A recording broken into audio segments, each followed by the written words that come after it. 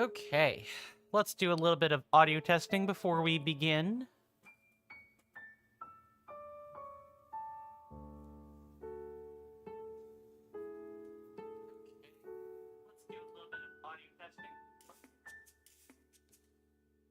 Sorry, I had pulled it up on my I pulled the stream up on my phone before we began.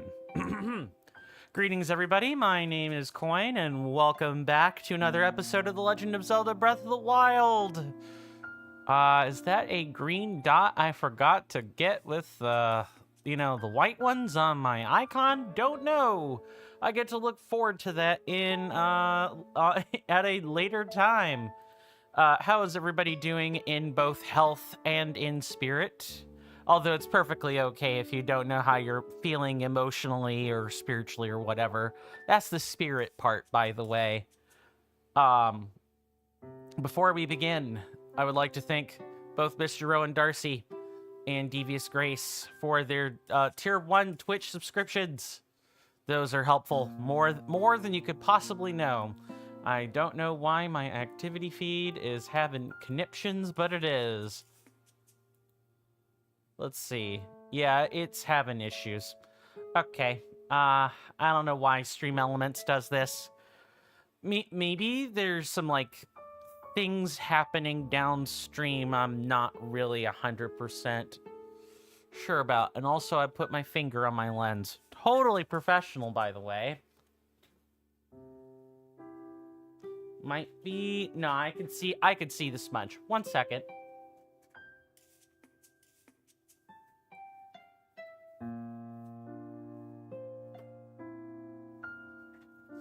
While I'm here, while I don't have any one-time patrons or donators through Coffee or Patreon, I would like to thank people for their donations in the past.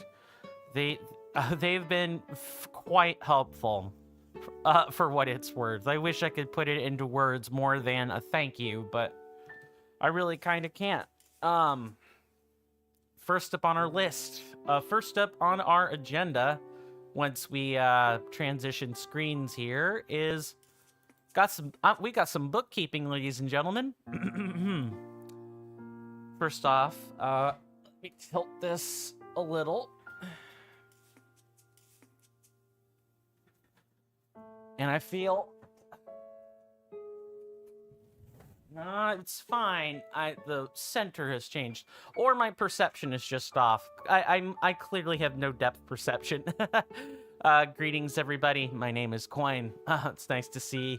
Hopefully it's nice to see my face and everything. Alright. Bookkeeping time. First up on our list, let's go over what we did last time, and then I'll give you guys a plan of what's happening in the future, and then after that we can finally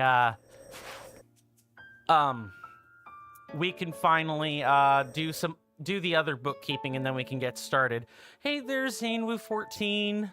Welcome back to the stream. I'm pretty sure I've seen you before. Sorry, my memory isn't the best, but good to see you. Hopefully you're doing well in health and in spirit. I hope you enjoy your stay. How's your day going?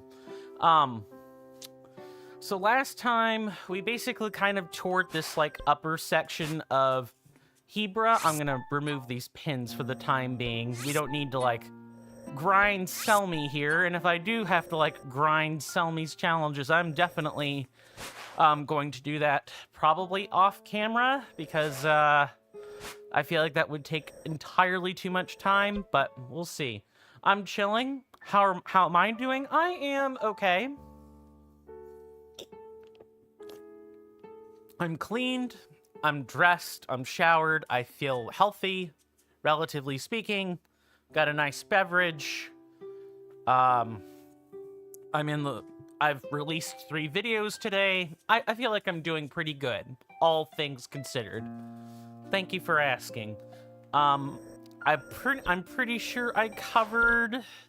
Yeah, I'm pretty sure I covered everything we did. It's pretty much just this, big, giant section of the Hebra Mountains. Today, we're going to focus more on the Tabanthan Tundra, and hopefully get to the YouTube thumbnail's namesake of this maze.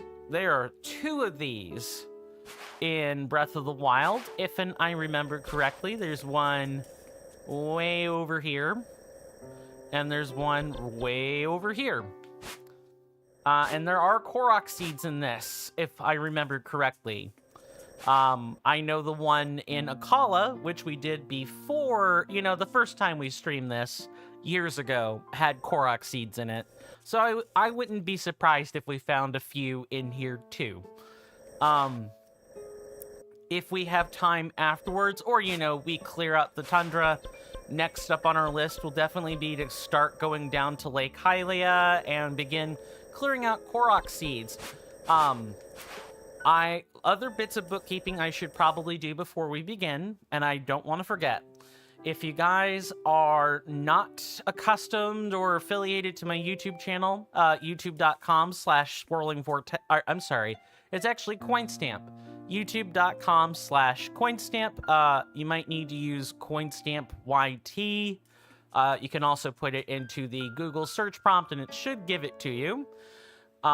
I recently minted 3 videos, 2 of which you can see now, and one as a thank you for everybody subscribing to my YouTube channel lately. We have 75 subscribers, and I have recently released the first video for the 50 subscriber special. It is a horror game. It's like Babby's first horror game. It's really cool. It'll be coming out at 8 p.m. Eastern Standard Time tonight. Please go check that out. It's 20 minutes or 23 minutes. It's not that long, but it's decently long for a first time episode, and I'll probably try to keep it at around 20 minutes moving forward. It'll probably be something I do once a week, is you record one of those and have them all pressed together. That way I can actually, respond to feedback and things. All of the posterity videos, moving on to the other bit of bookkeeping, those are the 2 videos I've already released. They should already be up on YouTube, complete with, 2 and 3 times speed for those videos, and there should be some nice, easy listening music that I found in Nintendo's little library. Enjoy. One other thing, I guess this is the last bit of bookkeeping, and then we can really get started. We are currently voting on where we want to go next. Our options are Eventide Isle over here, the Akala Ancient Tech Lab over here, or Death Mountain and Va Rudania. We would be doing the Divine Beast if people picked that option. If you guys want to be part of that, I'm going to recommend that you join the Discord. Let me also make sure YouTube has a functional chat. Looks like it. Going to go ahead and type something in it just to be sure.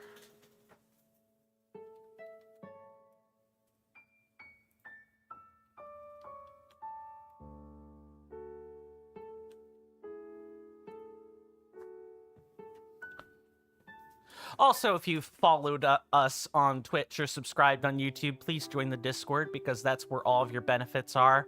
There's no paywalling. The membership is or the onboarding is automatic. A bot just handles that and everything, and it's great. And there are bonus roles if you want to keep up with Twitch or YouTube or so on and so forth. And our higher benefit tiers or memberships in the Discord are automated via Twitch subscriptions, so you don't even have to check roles for that. The less overhead I have to do with Discord, the better. Okay, I think I've gotten all of the bookkeeping out of the way. No, I forgot. With the voting to determine where we're going next in this lovely game, all the instructions are in the voting on content channel on my Discord server. We only vote on the Discord, so if you want to see what all the hubbub is about, you gotta join the Discord.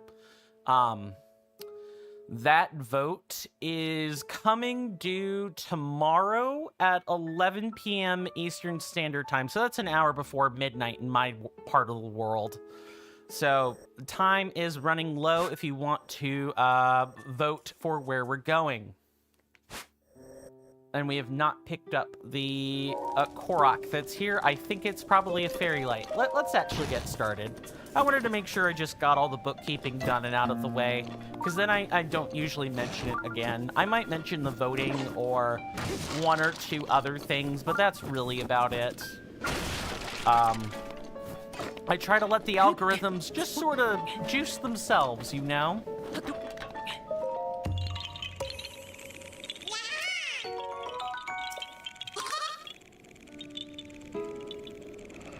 So, has anyone or have folks done anything in Breath of the Wild lately? Or, you know, Tears of the Kingdom? Or any Zelda franchise title? I know everybody is, like, in randomizer land. Tears of the Kingdom's randomizer got a bit of a touch-up recently. There are more things that are being added to spawn in and everything, and it's pretty exciting to watch.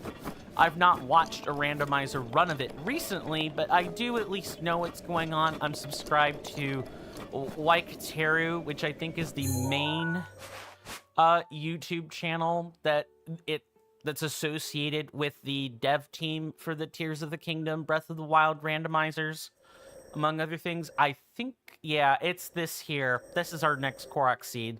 Let's get right to it. I'm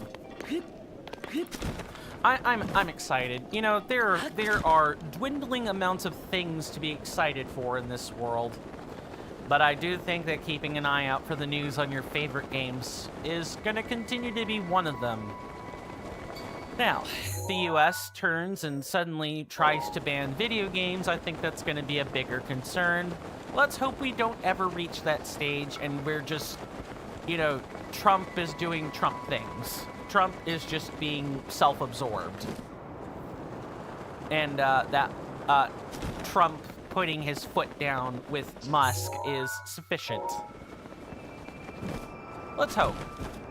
I want to keep things as non-political as possible right now because tensions are very high, especially all over the world, and especially now that, you know, Canada has decided to tariff us, rightfully so, by the way. I think, yeah, I didn't think this was particularly too difficult. You know, economic warfare is ratcheting up big time. And while economic warfare is not actual warfare, it's asymmetric warfare. It is very much still painful for people. And to my Canadian, or actually I'll just apologize to the whole world right now. I apologize as a US citizen. Trump is not our finest candidate. He stoked our fears pretty good. A lot of them did.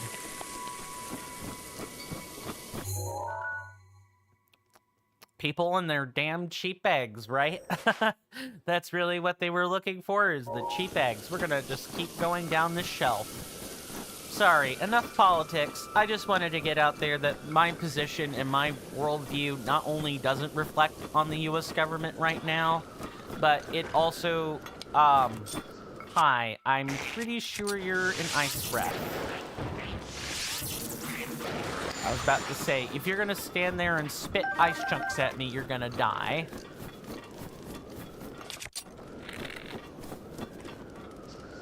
I might have to do another posterity video or two. Yeah, we dropped the ball. We did. You know, I'm not gonna sit here. There are a lot of people, a lot of well-meaning people who just wanted accountability, who weren't happy with Biden's presidency, who weren't happy with the fact that Kamala Harris said that they would absolutely keep the status quo. I'm definitely...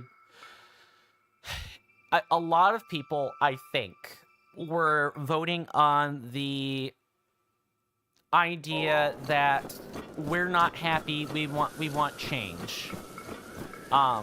Additionally, there were a number of people who just decided to stay home.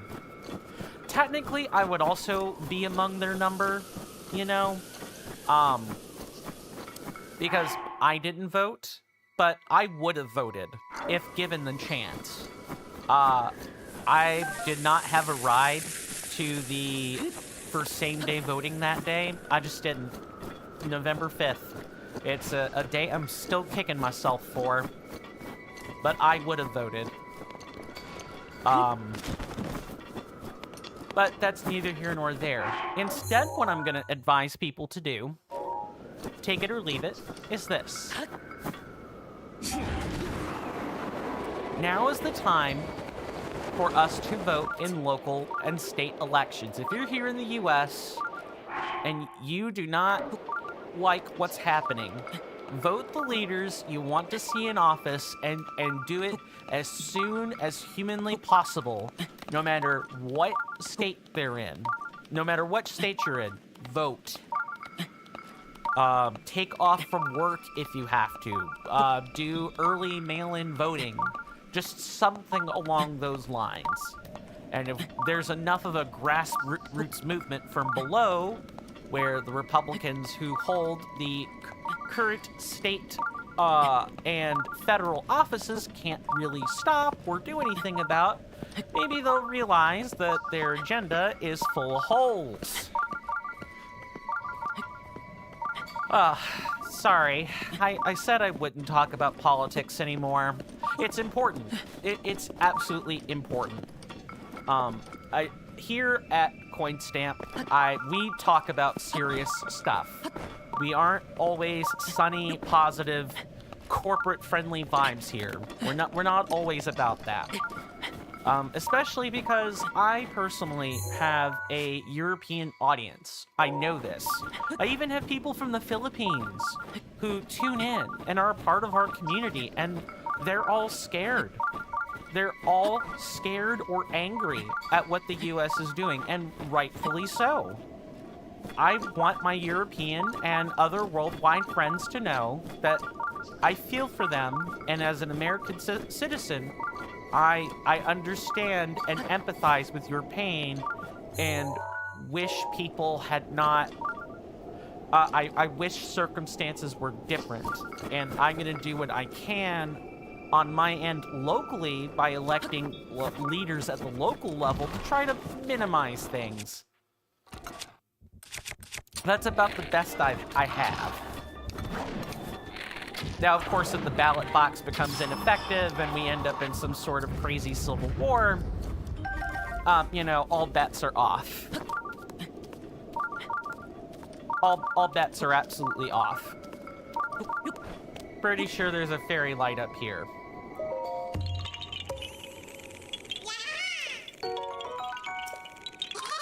Thinking about what I want to say next. Sorry. We've gotten this. Let's stick to the mountain range and collect everything that's on it, and then we'll move to the actual tundra. How's that sound?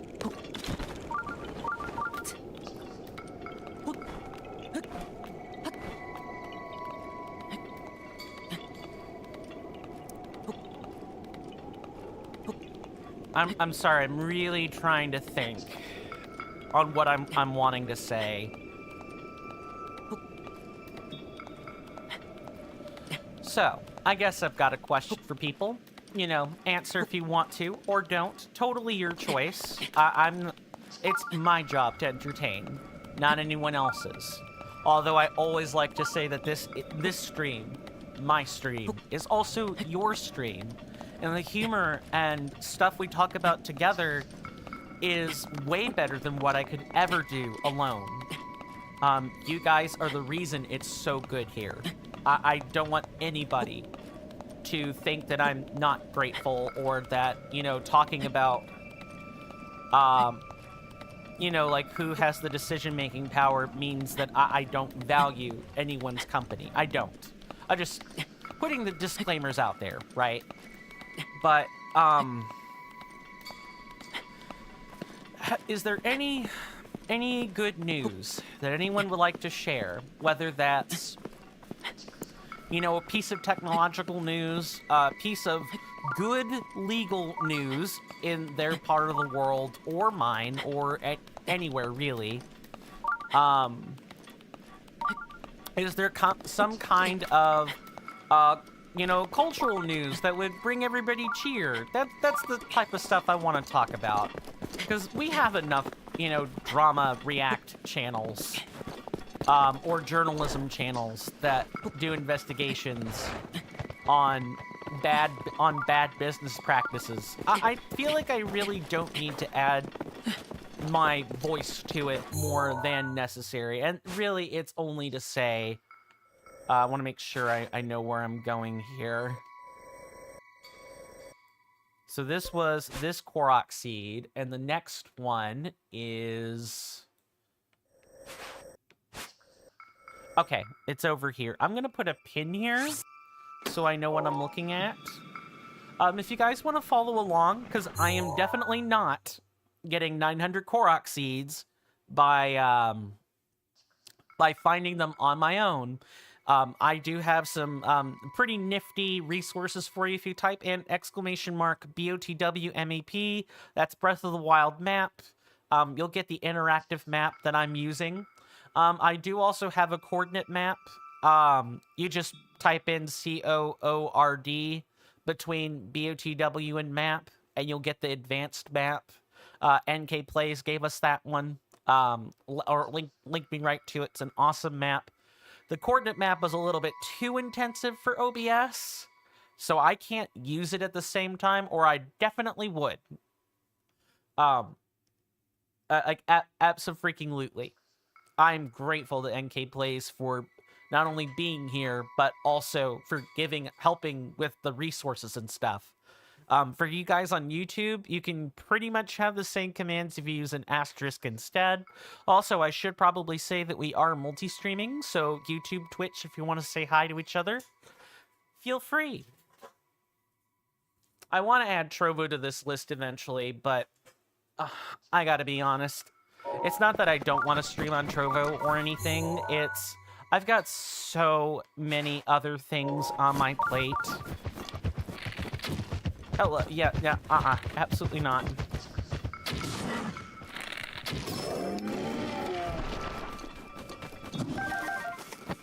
So it's like a goal, but it's definitely at the bottom of my priority list. Yeah, I'm ashamed because I said I wanted to make it happen last year, but I've got the Patreon Coffee semi-exclusive series. I have the 50 subscriber special. I have the Let's Play on YouTube. I have this. I have 4 things that I'm working on, not to mention, you know, the general stream overhead, so Firebot, StreamerBot, Social Stream Ninja if I ever have to tweak a setting with that. Occasionally I'm editing things in Audacity or, you know, making assets in Krita. I do a lot of stuff. Also, I have the internet open, and let's not do that on the streaming computer. That probably will bump up the stream quality by a hair. That'd be the hope anyway.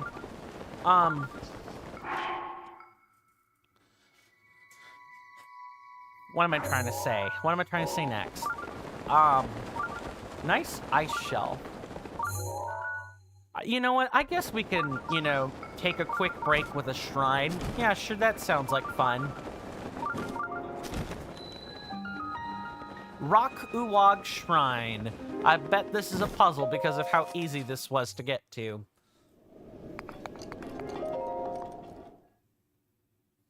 And I think once we, you know, have an easy way to get to the Tabanthan Tundra pretty quickly, I will, I'll go ahead and go grab a couple of sledgehammers. I want to be able to mine things, and right now we really don't have the capacity to do that. Let me ask people this. You can choose to answer or not.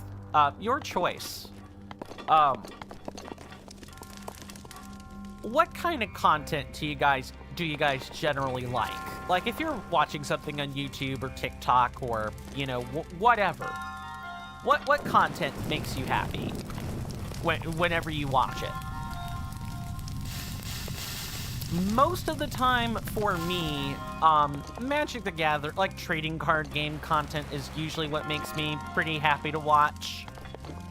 Or Let's Plays. Like, I am the content I wish to be for the most part.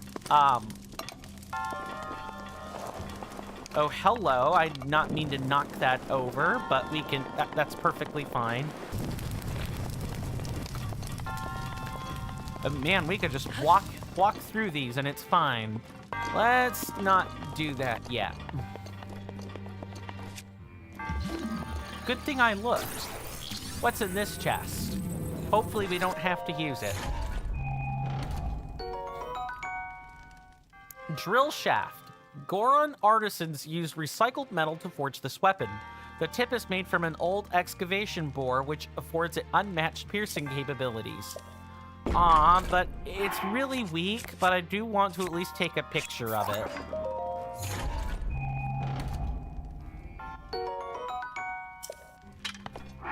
Dropsies, and photo time.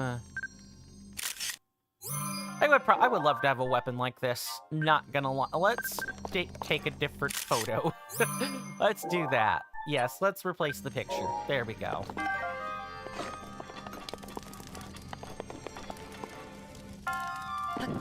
Alrighty.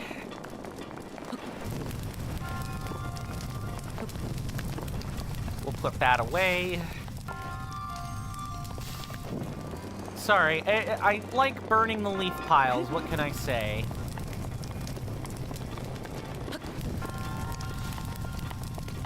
I enjoy a good episode of Chugga Conroy or, you know, Covert Go Blue or Alexandri. I enjoy watching a good number of those gentlemen. Awesome content. Okay, I don't want to use our fire starter here, so let's without the broiled broadsword.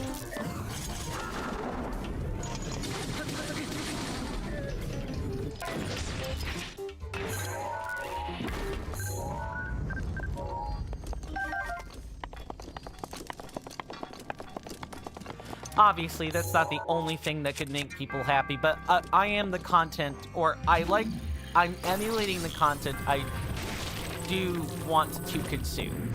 Let me put it that way. I wouldn't be doing this. I would be doing other content if I enjoyed it more, so to speak. If I wanted to be a journalism react drama channel, I'd do it. I'd absolutely do it. Would I be good at it? No. But I could do it. Goodbye.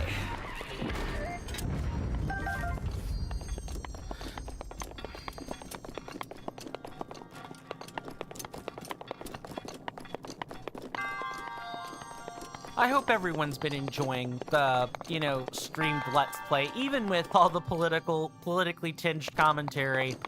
You know, I want to give people a good show. I want to give everybody a good time, and I want to be able to say, yeah, you could refer to this stream if you would like to get all the Korok seeds, if you want to be able to get all the weapons, all the armor, unlock everything. Although I would probably, even if I were evaluating my own content through a different lens, I would still probably say, get a different, I would definitely recommend, like, someone else's playthrough just for the, just so that you didn't have to deal with a 4-hour stream where sometimes we would spend 30, 45 minutes doing nothing and just chit-chatting around. Which is why generally, what I did in the past is when I was challenge running Elden Ring and I thought about doing a Let's Play then, you know, I want to make sure, yeah, what we want to do is like we want to use a fire arrow here and just kind of burn things. And let that burn out slowly.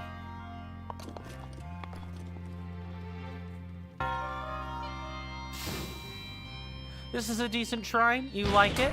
Oh, hang on. Want to make sure I'm not missing things. Hey, welcome back, HBK. Good to see ya. Hopefully you're doing well in health and in spirit, and I hope you enjoy your stay. I like this shrine too. It's not too difficult. And it's even got a whole, you know, dungeon aspect to it. It's nice. Hopefully your day-to-day is going well, if nothing else. What is this? What is this switch actually for? Or was it the you can't ever depress it switch? Not sure.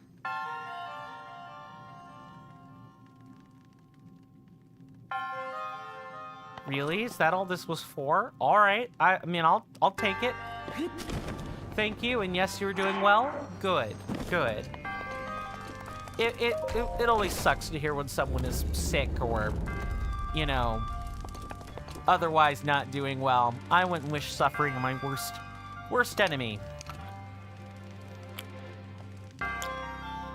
If I ever get to wishing malice upon another person, my mind, I'm in a really dark place when that's happening, and I desperately try not to be there.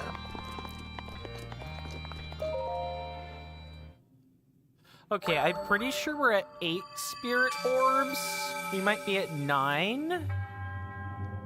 And if we're at 8 or 9, I'll go ahead and just quickly go back to it. We're at 9. Okay. Yeah, let's go let's go get some more stamina so we can climb easier and get out of this ice sheet we're underneath. Your brother likes this shrine as well? Nice. Because is it because of its simplicity, or is it like a variety of interesting puzzles, or some other reason, if and you don't mind my asking? Okay, let us go back to Rito Village and quickly swap out those things. I'm pretty sure the goddess statue is embedded in like a rock or something, if I recall correctly. Because having these stamina wheels would be nice. The puzzles? Same reason you do. Ah, okay. Cool. Yeah, the puzzles weren't... The puzzles, they're like a good variety of them, but they're not too hard either. Although, one of the things I'm definitely looking forward to is the continued revamp of, is it Second Wind? I think it might be Second Wind. Breath of the Wild mod that makes the shrines and stuff much meatier. I enjoy good, I enjoy a good puzzle dungeon. What can I say? Alright, let's find our friend the goddess statue, and I'm pretty sure she might even be at the first level. Yep, she's right here. Alright, Miss Goddess, please give me 2 stamina vessels.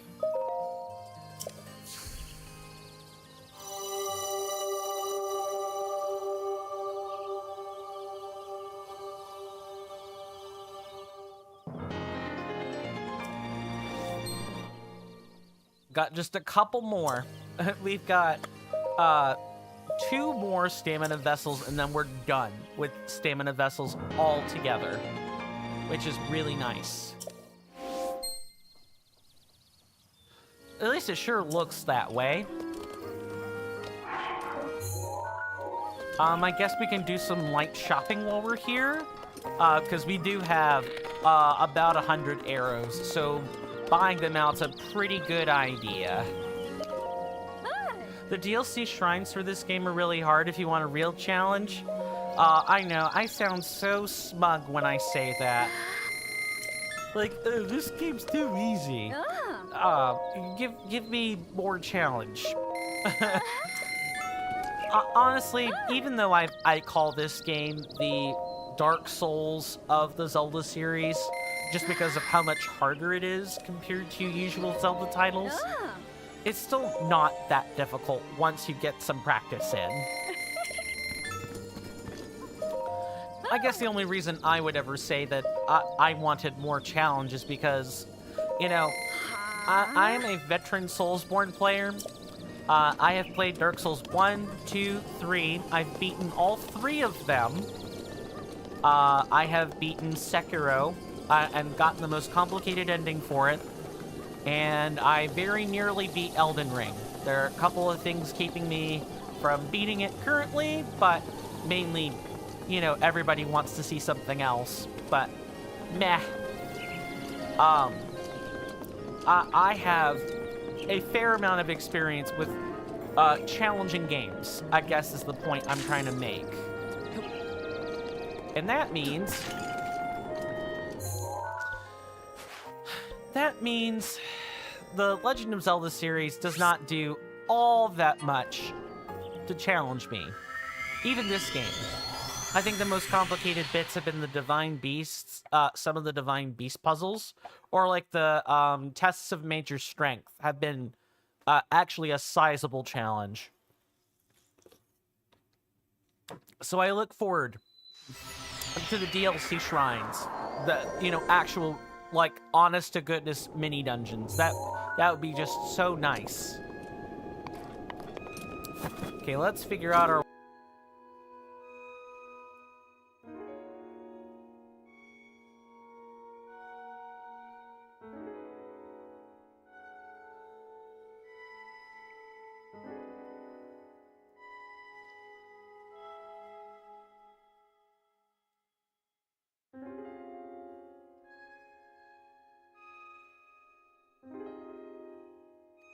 Sorry about that. I was just typing out the, typing out a little bit of a warning, because OBS gave me one. I'm gonna probably give it about 2 to 3 minutes, or maybe 1 to 2 minutes for people to refresh, and then I'll pick back up on replying to things. Promise. I want to give people time to, you know, deal with their internet, whatever that might be.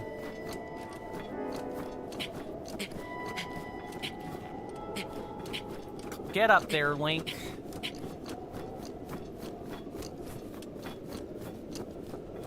As a quick reminder, we are on a real-world clock when it comes to the advertisements and the advertisement segment, so make sure that's actually been enabled before I get too comfortable. Because if it hasn't...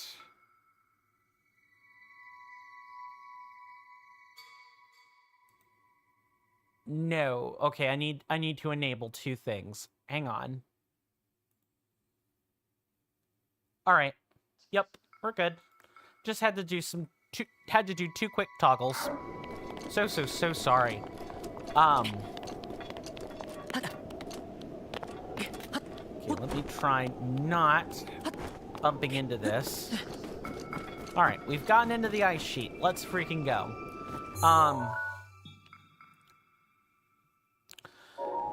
We have a, so at 1:55 p.m. Eastern Standard Time, that's when the little warning will come out.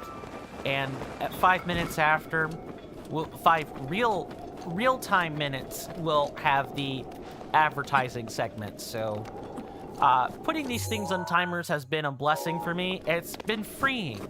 It's nice to not be able to not have to do all that stuff manually. Firebot has been an actual real godsend for this. I would never have known. I could never possibly have known how freeing this experience might be without Firebot. So I want to thank the wonderful devs who made it, along with StreamerBot as well. Everyone who's made internet or like API tools has been wonderful. Absolutely fantastic. Okay, I think I've given us a reasonable amount of time before I reply to sentences and everything. HBK says, my brother is good at those challenges too. So... out of curiosity, HBK, if and you don't mind my answering, or asking, excuse me. Hello, yes, I see you up there. Get out of here, wolfies. Would you or your sibling would you consider yourself a better or worse gamer than them? I know that's a difficult question to answer. I would even have a hard time with comparing myself to my own sibling, because there are things my sibling does that I don't, and there are things that I do that my sibling doesn't. Again, as an example, I'm a veteran Soulsborne player, and while my sibling is also a veteran Soulsborne player, I would like to think they would agree with me in my assessment of I am the more practiced Soulsborne gamer. I'm better at them, generally speaking. Worse? As in, you think you're worse than your brother, or other way around? It's okay either way. I'm just curious, since you mentioned you and your brother's gaming habits a lot. Rightfully so, of course. While we wait for this ice to melt. You're worse?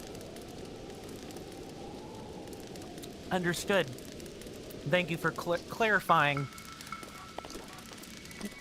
Do you think it's because of, do you think it has anything to do with aging? Or is it just, you don't play games as much, etc., etc.? Hey there, Sizzling Seal. Welcome on in. Welcome to the stream. I was able to lurk for a short time in there. Or I might have been lurking for quite a bit in there, actually. Nice emote. Yeah, let's get a, I could have swore that there were alerts, but okay. If you guys don't know who Sizzling Seal is, please go check them out on Twitch.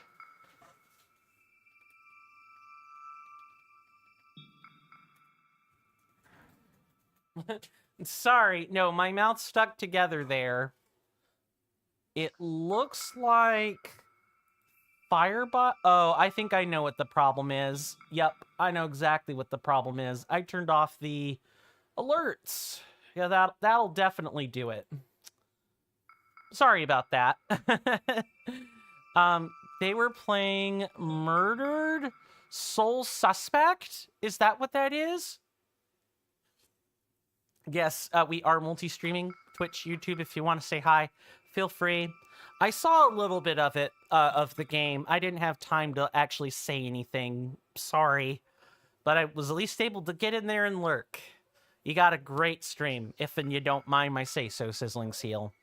Just your avatar, your mic sounds great, and the game looks fantastic. If and you don't mind my say-so. Moving back over to YouTube before we, keep things moving. HBK says, maybe, but you're not very good at combat. Okay, that's fair. Combat in a game is always like hit or miss. At least I come to find it to be a hit or miss.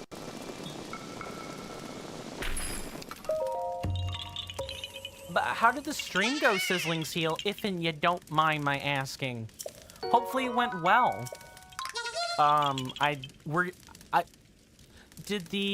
Is that like a multiplayer game? I thought I saw like some kind of indicator that it might have been multiplayer, but I couldn't exactly, hello? What the heck happened? That's getting a clip. I'm clipping that right now. It all went well. It's purely single player. Interesting. So what I saw on the screen must have been like a computer character or something. Okay, that makes sense. If and you don't mind my asking, wish I could watch more of your stream, but you stream so late my time? I know. I wish I could too. I wish I could, watch more of yours in return. For me, I guess at least it's not so much that you're streaming at like an early time or anything. It's more like I'm always busy. Like I was explaining at the beginning of stream, I'm working on 4 different projects. I've got the YouTube Let's Play. I've got the 50 subscriber special, which again, I'm super thankful to everybody on YouTube for. I just uploaded a video of that, and it'll be publicly available at 8 p.m. tonight. I put a post to my Discord as well regarding that. So that's project number 2. I've got this lovely stream, which I'm always thankful that people are here. That's number 3. And then whenever I catch back up, I can finally work on the Dragon Age Origins Patreon Coffee Let's Play. That's like semi-exclusive. So I have 4 projects. I'm very, very busy. I need to get better at lurking in people's streams, even if I don't say anything. Because here's the thing with me. I don't like doing that. And that's not a knock on anybody lurking. That's totally fine. It's when I'm wanting to watch a stream, I want to participate. I want to talk. Because I know what talking to yourself is like. And I think it's always better, especially if you're a content creator yourself, to be that voice for another person. No obligation to do so, mind you, but it's the idea of not being alone. That really wears on you after a while. It does. But also, I just like being a participant. What can I what can I say? What can I say? I like participating, and lurking is like not exactly the opposite of that, but it's like I just watch. It's a me thing, everybody. It's a me thing. I am not trying to cast aspersions or render judgment at all. Let me go back and read comments and then or statements, and we'll keep moving. Yeah, it's fine. You don't have to lurk or anything. I appreciate the latitude, but I want to try to get better at that in the long term.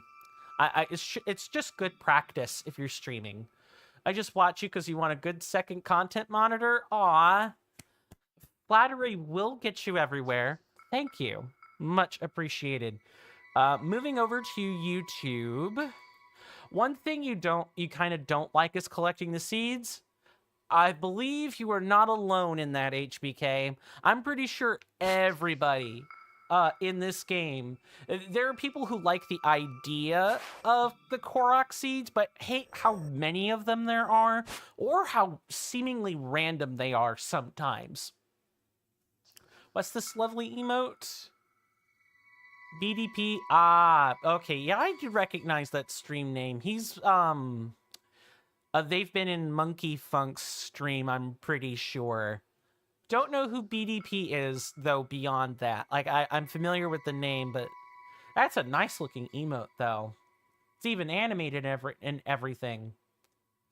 Don't know what kind of... It looks like a Pokemon or a Digimon or something. Neat emote regardless. I don't want to, like, ramble on weirdly. That's pretty silly of me. We're gonna turn around now and begin working toward a break in the Korok seed collection. Oh yeah, he's like the first friend you made on Twitch. Most of the people I made friends with on Twitch are gone.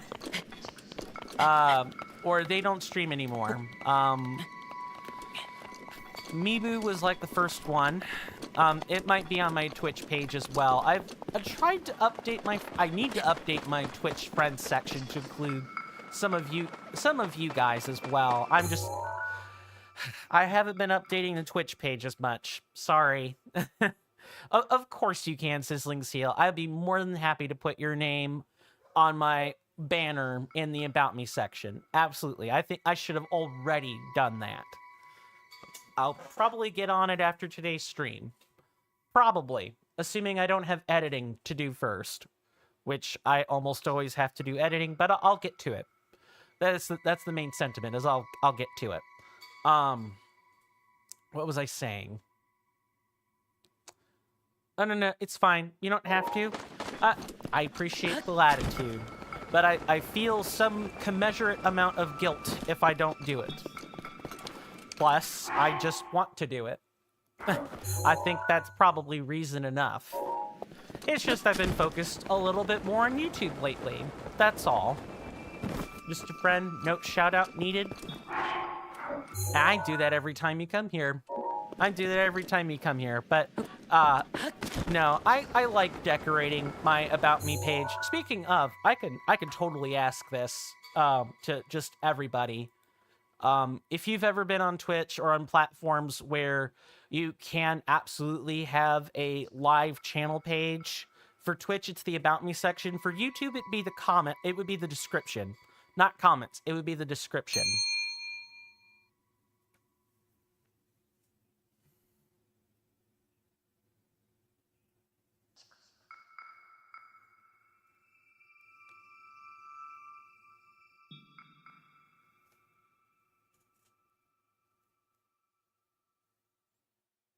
I put out a nice little warning. I got an automated message system, and it's been a while since you've been here, Sizzling Seal.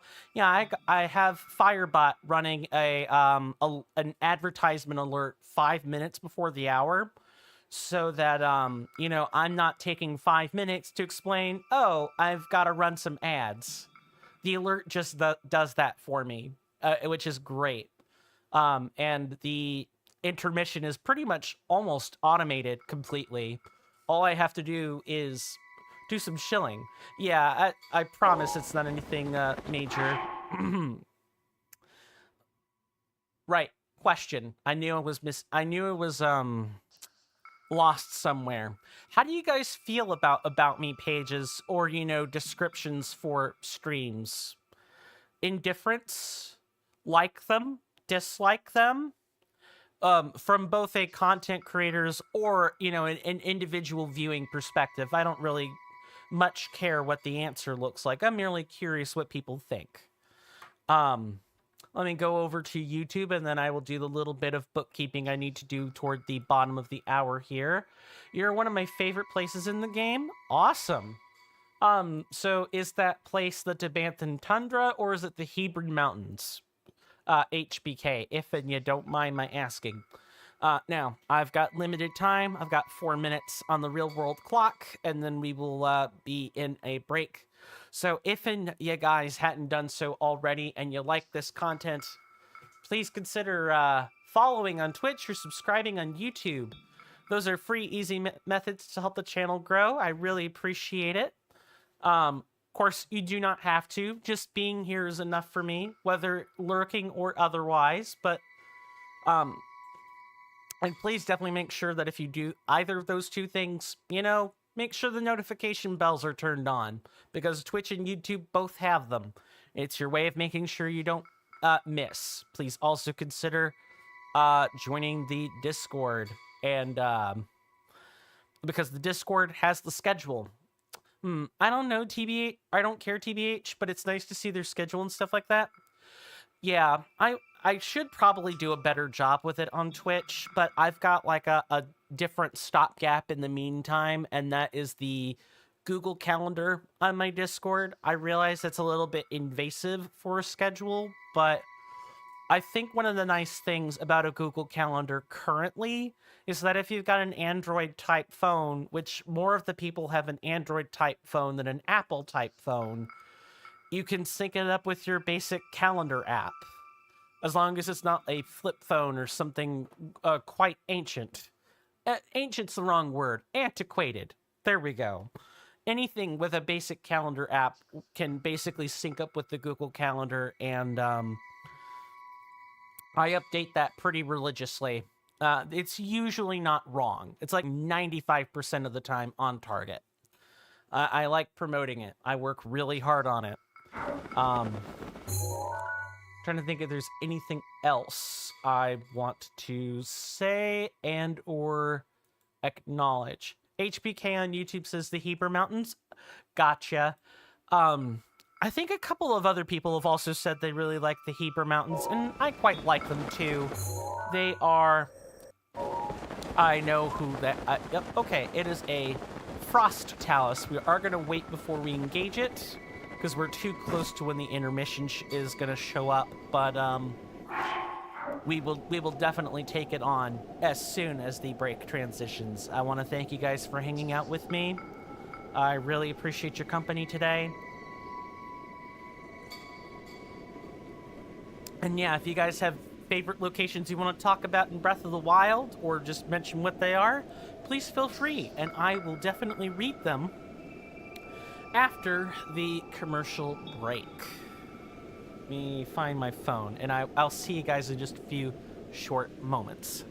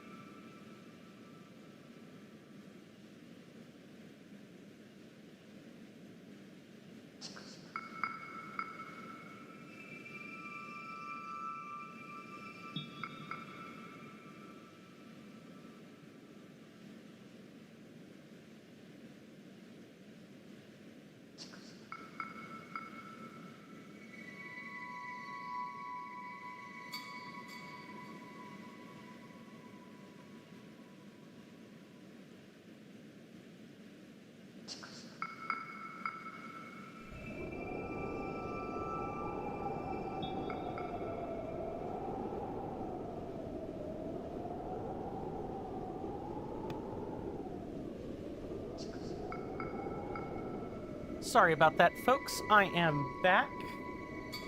Let me go ahead and just switch where we're supposed to be and read some messages.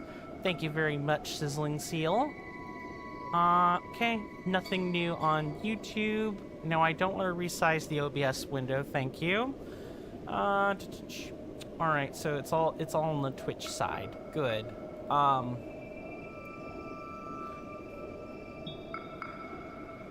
Never thought, right, I already acknowledged that. So, Mount Lanayru was amazing when you first explore it. Seeing the huge dragon. Ah, Malice Nadra. Yup. Really epic looking.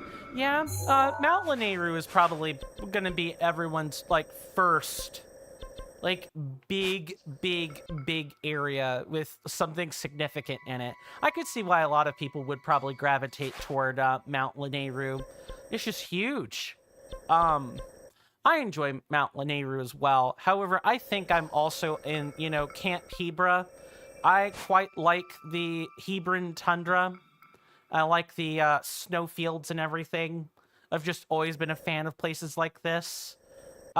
My favorite divine beast is definitely Varuda, and my favorite champion is definitely Mipha. Sorry to anyone who's shipping Link and Sidon. I'm not about that. Although Mipha and Zelda give each other a good run for their money. Is that a pebblet? I think that's a pebblet. Yeah, it is. It's a frost pebblet. Alright. Unfortunately, we can't actually thaw these things out until they actually pop up.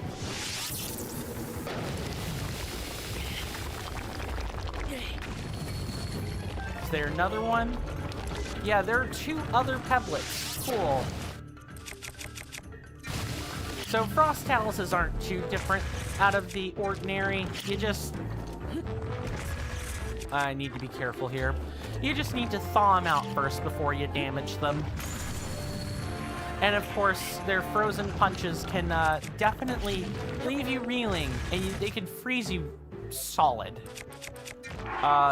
Very painful. They're not as bad as the magma taluses, though. Those are worse. Gotta be careful. All right, get up there, Link. All right, what weapon do I want to use for this? Do we use the Fancy Crusher? I think we use the Fancy Crusher. Sure. 4, 5, 6. Okay, and that slam will cause it to fall over. 1, 2, and hello.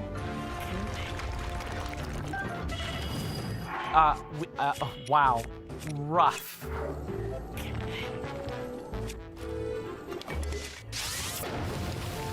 Yeah, I need you to take a chill pill, buddy.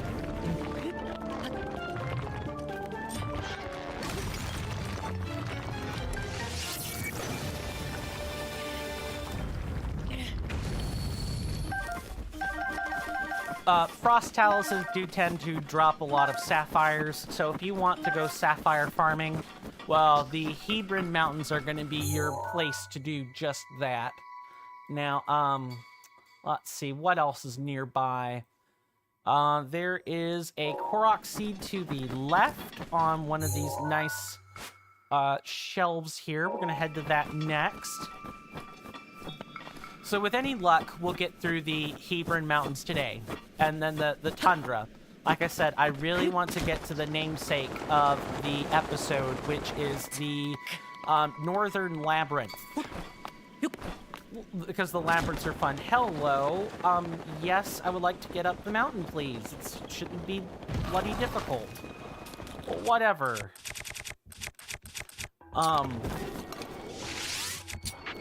Then again, you know, I think the female characters in this game are generally written better. Maybe with the exception of, I believe we've also found our mark.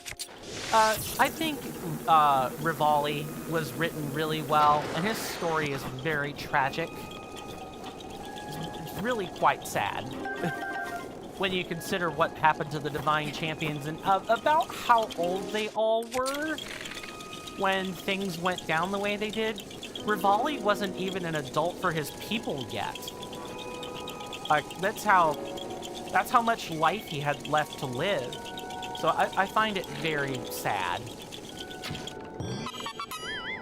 I also think he's the only champion who's realistic with his relationship with Link.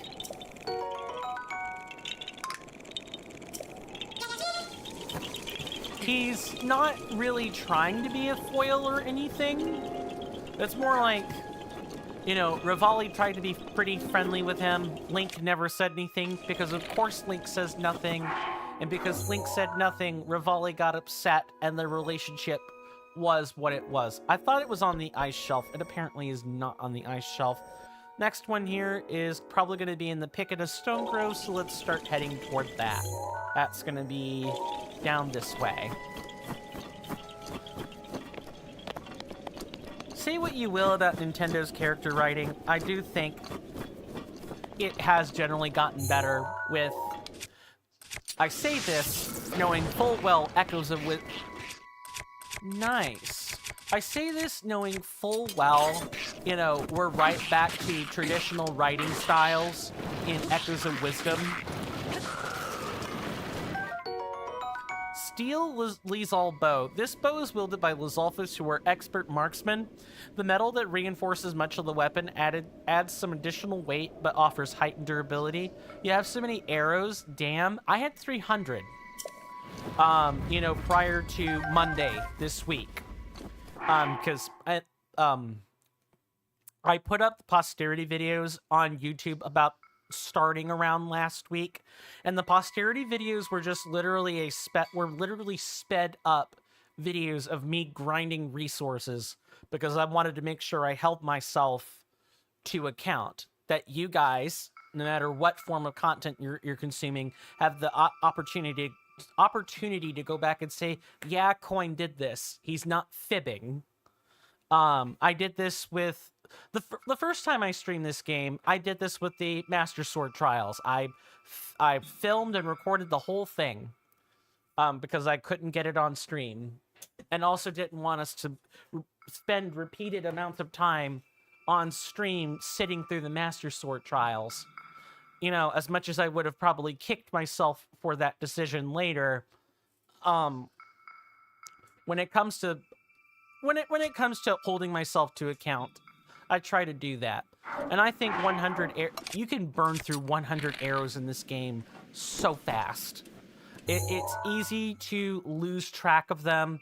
You know, pop a Korok acorn puzzle here. You know, pop 3 Korok balloons there. Fire them out of a savage Lionel bow to take out Taluses or other Lionels. Even though you only ever use 1 arrow at a time with the Lionel bows, doesn't matter. You still probably are firing them at a rate that's not really sustainable, at least when it comes to gameplay. So I try to have more than 100. Hello. Oh, they died. They died. I was firing an arrow into a corpse. Yeah, that real productive Coin. Well, so I'm pretty sure Korok seed's like around this thing. And I try to do all that grinding off screen so that you guys don't have to deal with that. Because I don't know about you, but I'm not that great at AMA style streams. Like, I can do them, don't get me wrong, but I think if AMAs are executed poorly, which is often the case with me, they become 4 hours of Coin staring at the screen, talking about random bullshit that maybe nobody cares about. What type of stream again? An AMA.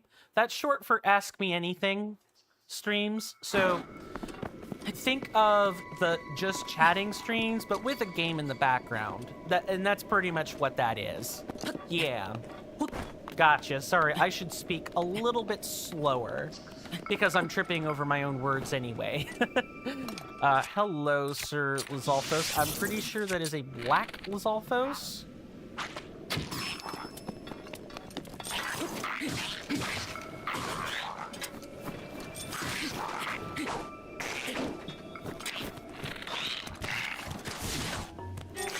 Hold on, concentrating.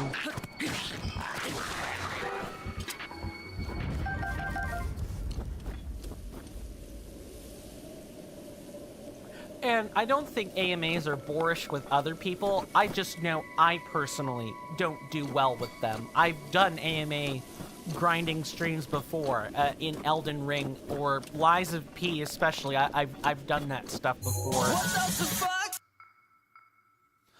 Okay, so not gonna actually start skirting around this word until I've set up the timer.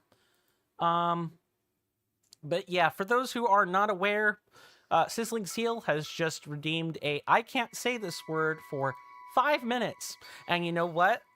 Thankfully, when Axel was here Monday, they redeemed that exact same word. So I get to go 5 minutes talking like a Khajiit. I hope everybody enjoys that. All right, let's begin. Without highlighting things in OBS, please. There we go. So, Coin doesn't think he does a particularly good job with Ask Me Anything streams. So Coin just often doesn't do them. This gonna be funny. Very much so. Now, where was this? Okay, this one is actually on the ice shelf based on the map. Coin thinks so anyway. I just did it. Yep, gotta start over. No, I don't mean to double click on the thing. There we go. Again. This took me about 20 minutes, to not say the specified word. About 4 or 5 redos. That's about what it took. Coin hopes that everybody gets a kick out of this. Coin also secretly hopes he gets better at this particular kind of thing, because Coin would like to do this more often. Coin has taken this particular feature from a man named Eric Marino, aka Point Crow. Eric Marino's an awesome chap. If you guys don't watch his streams, you should. He's also got a YouTube channel. His content's very fun. Very, very, very fun. And he does this challenge quite a bit. What Coin doesn't know is if he does this on stream without being recorded, because if he did, that would be pretty impressive. One day, Coin will get fluent enough where he could just do this in his sleep. Blindfolded, with an arm tied behind his back. Coin knows this day is not today, though. Coin definitely knows this day is not today.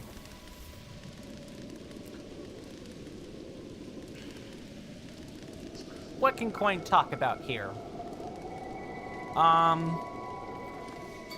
When Coin has caught up with a lot of his administrative tasks, Coin will probably be making another emote again, which will be great. Coin has an emote in the works that apparently is not the Korok seed.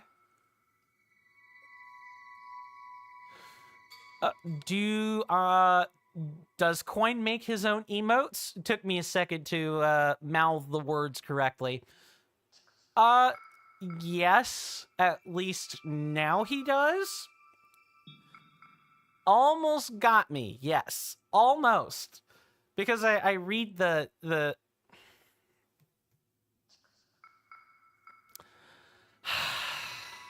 Again. Make that a 10-minute challenge so far.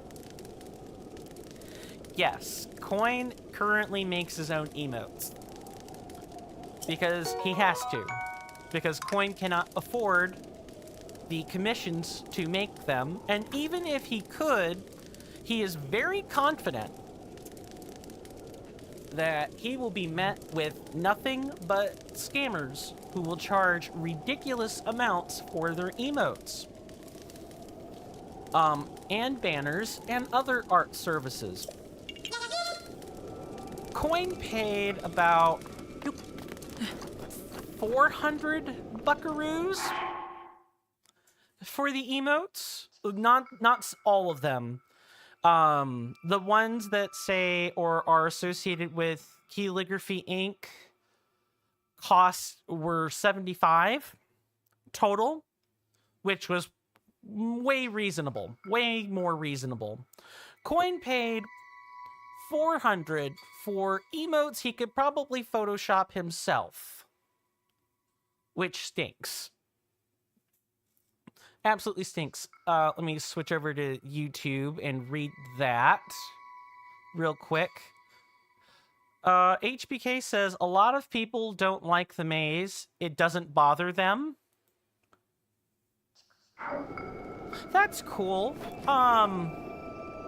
With the maze in the Akala region, because like Coin pointed out earlier in stream, maybe perhaps before HBK arrived, there is a labyrinth over here somewhere. And Coin has been to that labyrinth. Both personally and on camera previously many years ago. Fun time, but not the easiest experience in the whole wide world, Coin has to say. Coin is also trying to get his wits together for where this next Korok seed is, which Coin thinks is over... Okay. Coin's putting a pin here. Thank you for the redemption, Sizzling Seal. This has been fun. It is continuing to be fun. Coin thinks this is pretty good practice. Maybe eventually there will be enough people between both Twitch and YouTube that there will be an entire stream of just Coin can't say certain words. Hopefully they all don't start with the accursed letter, let's call it. The cobalt letter, the companion to the scarlet letter. What was the chat's name? Nathaniel Hawthorne? Coin thinks that's what the name was?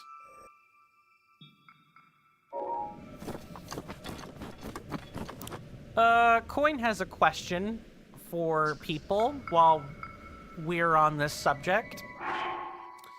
But first, Coin will acknowledge YouTube before proceeding. Your brother and you have beaten this game twice.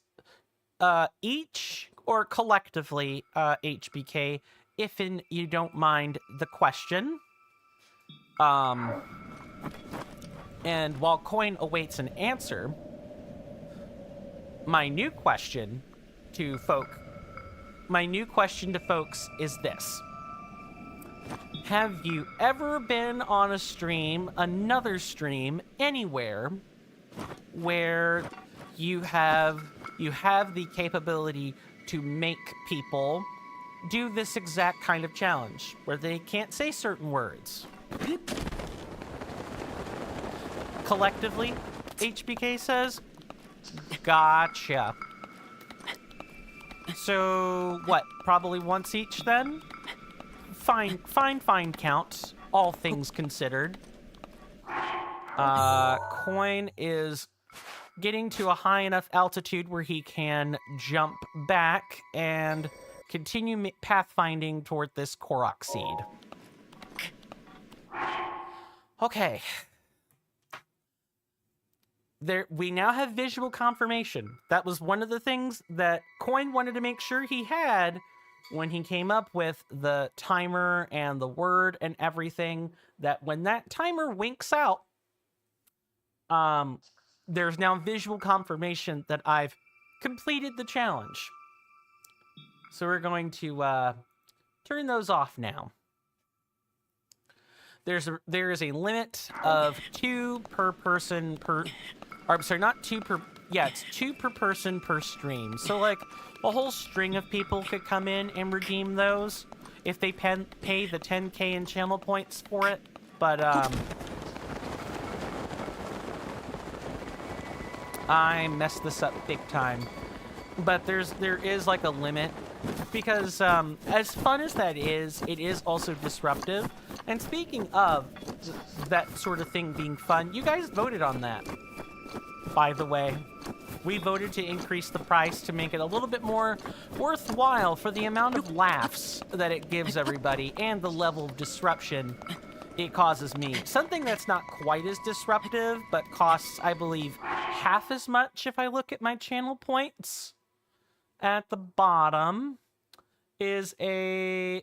Nope, I take it back. A quarter as much is making me shut up for 5 minutes. I can test this, but I'm not putting a timer on it or anything. I'll destroy you!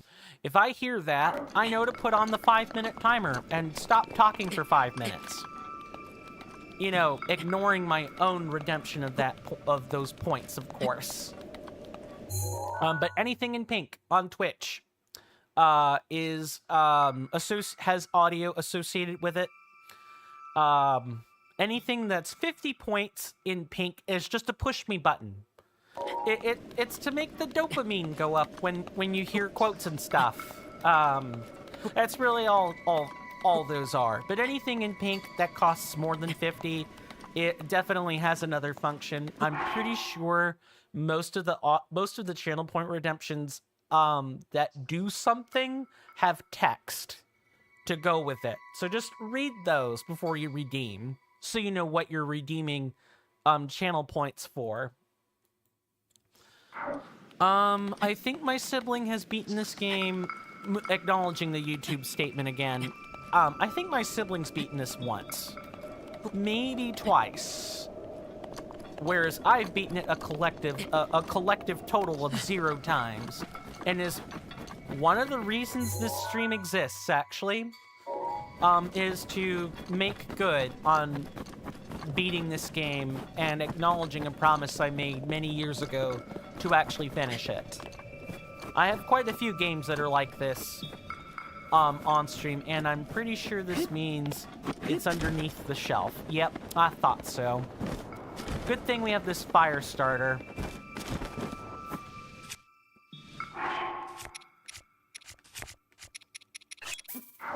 I definitely recommend a flaming weapon if you are going to be here in Hebra collecting Koroks. There are just so many Koroks trapped in ice, it's not funny. And a fire can help get you started, but you pretty much want a flaming arrow at some point. Look at how fast that's gone.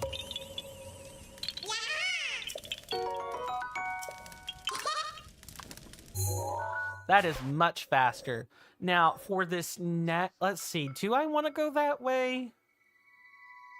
It may actually be easier if we do this. Yeah, you know what? Let's do it. We're going to return back to Sell Me Spot, and we're going to go up to Hebra Peak that way. Your brother let you do this part? Oh, so did you and your sibling, HBK? Nice. We have 65 shrines. Did your brother and you kind of like swap off between which regions you were doing, or was it more nuanced than that? I think the last time my sibling and I actually played a game in that manner was years ago. I don't think we've hot swapped as like a collective task in years. Multiple years, maybe even a decade. No, maybe 8 years. I'm hearkening back to like Elden Ring. Yeah, I'm hearkening back to Elden Ring or similar Soulsborne, where sometimes me, the more practiced individual at a fight, would, you know, attempt to either demo how I would do it, or I would just do it. HBK says, yeah, we swap sometimes.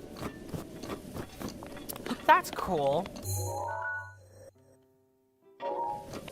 I'm trying to think of the last time, like the last concrete time I've done it. It escapes my memory. Maybe my sibling would know. But I'm not gonna bother them to ask about that. They got a life to live. They're still in college. They're still working toward finishing their 3rd associates. They got things to do. I'm kind of a NEET at this point, It's N-E-E-T. That it's not a good thing either. It means not educated, not employed, not training. None of those. It's the modern day equivalent of saying you're hippie, almost. At least that's what the blogs and stuff are starting to kind of amount to, is that... Now, I have degrees, so I can't really say I'm uneducated, and I'm self-employed, so I can't really say I'm unemployed, but I don't make enough money to be employed, or to be gainfully employed on my own, so it's this really nebulous place I'm in right now in life. For those who don't know, I pet sit and dog sit for a living. I'm sorry, that's the same thing, kind of. I house sit and dog sit for a living, and that means, you know, clients basically pay me to either, you know, peek in and just watch their valuables while they're gone, or, you know, make sure the pets have gone to the bathroom, are walked, and kept fed, and so on. I do that for a living. And when I'm not doing that, well, then I'm doing this. I'm making content. I'm playing the grind game.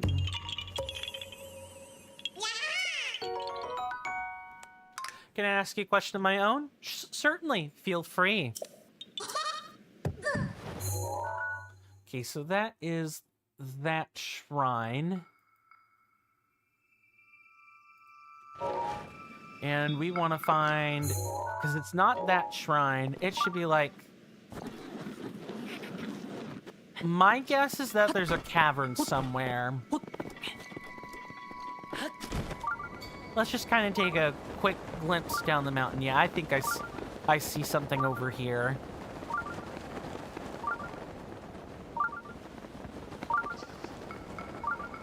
Have I played Tears of the Kingdom yet?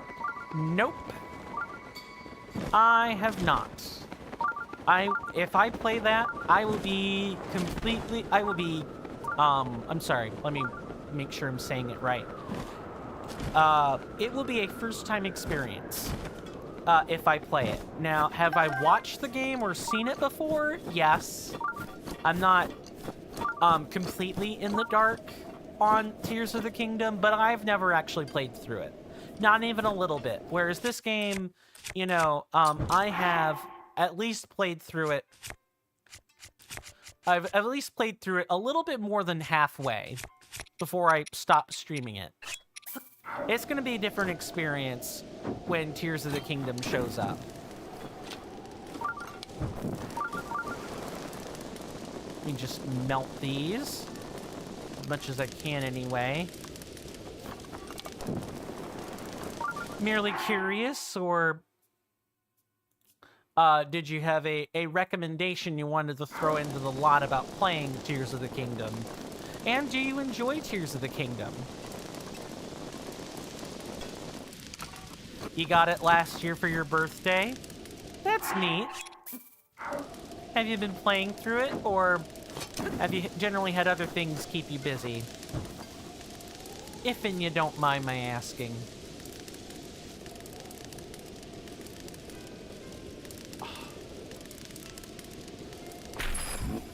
Oh! How dare you smash that? Also, I definitely don't want to hit with my fire starter here.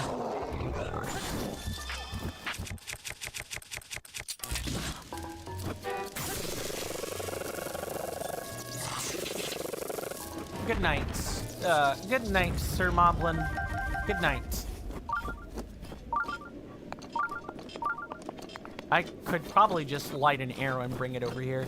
Your brother and you have pretty much completed it? That's cool. What did you think of it? I've heard a lot of people say it's fine for a game, but not, you know, it could have been its own thing. It didn't have to be a Breath of the Wild sequel, right? It didn't have to be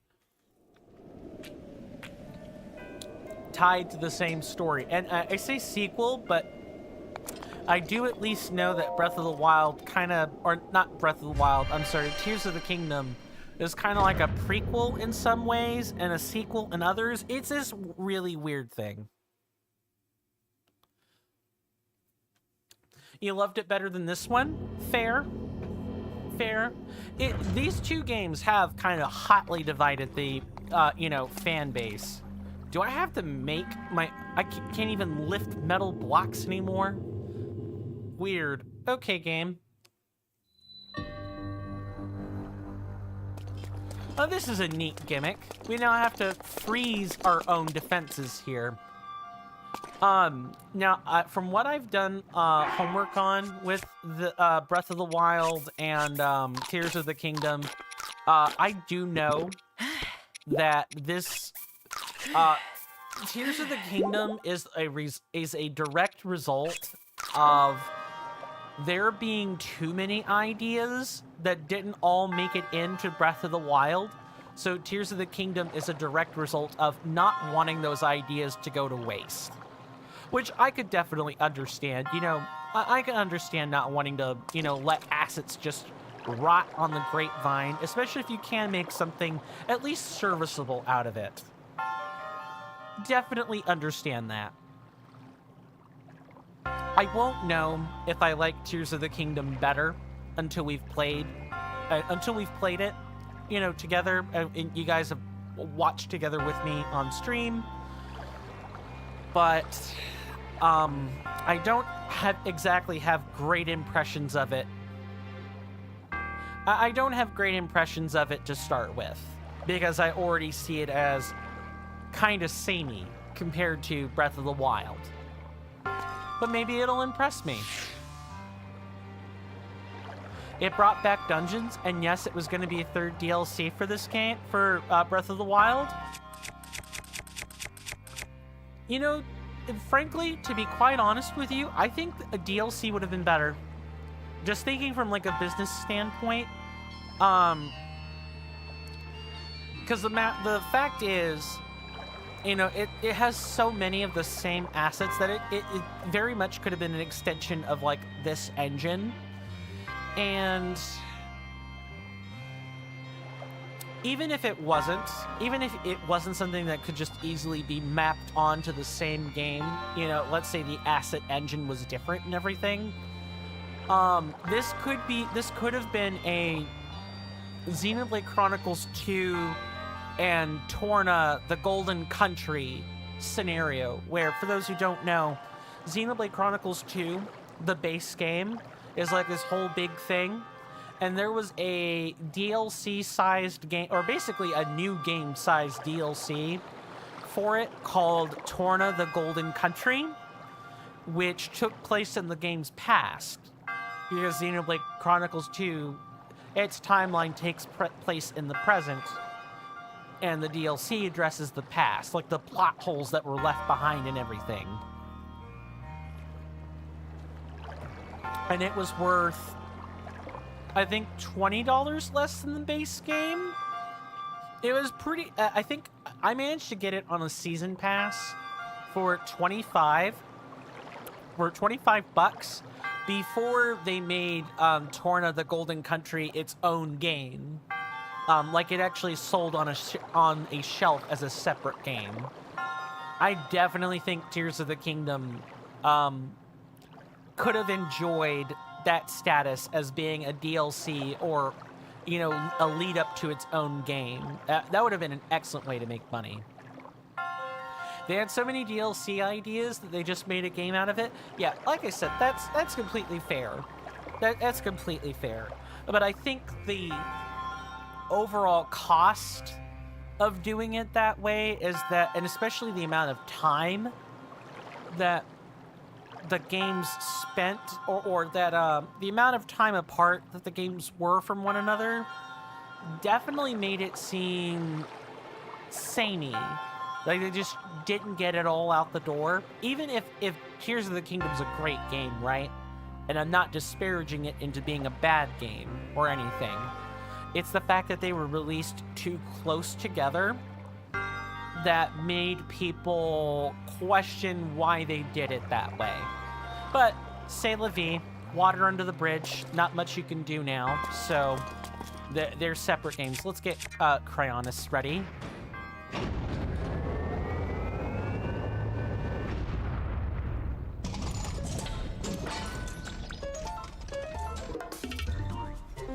I need to put this on a command, but I am going to focus up for like a split second while we deal with this.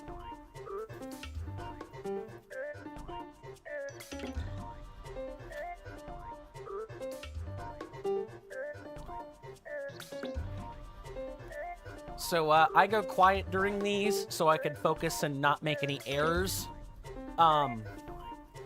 I will still acknowledge statements, and I can pause the game, so it's not the biggest deal in the world. But, what can I say? I like being a showman, and being a showman means doing well at the game, at least for me. So I'm gonna be that showman that everybody probably wants me to be. Let's get this started.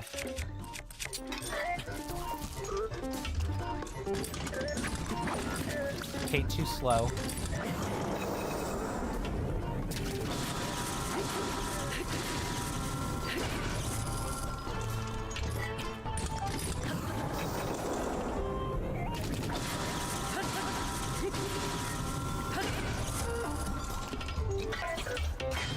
Oop, too slow.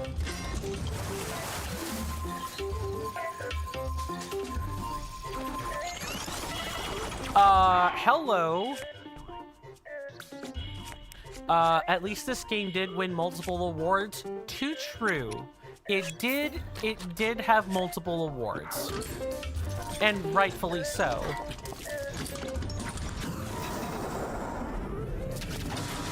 No matter what I think about the Koroks, you know, the amount of Koroks, or what kinds of puzzles the Koroks are involved with, you know, I still stand by this game being a modern cult classic. I do think it's a unique experience, and it did so much for the franchise. I think it's worth playing on those grounds alone.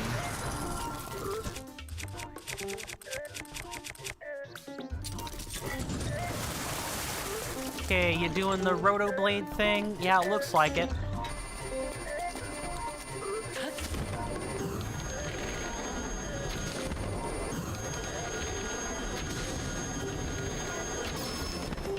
Alright, good, thank you. You can stop that now. It's 4 if you remember correctly. Nice. Too fast.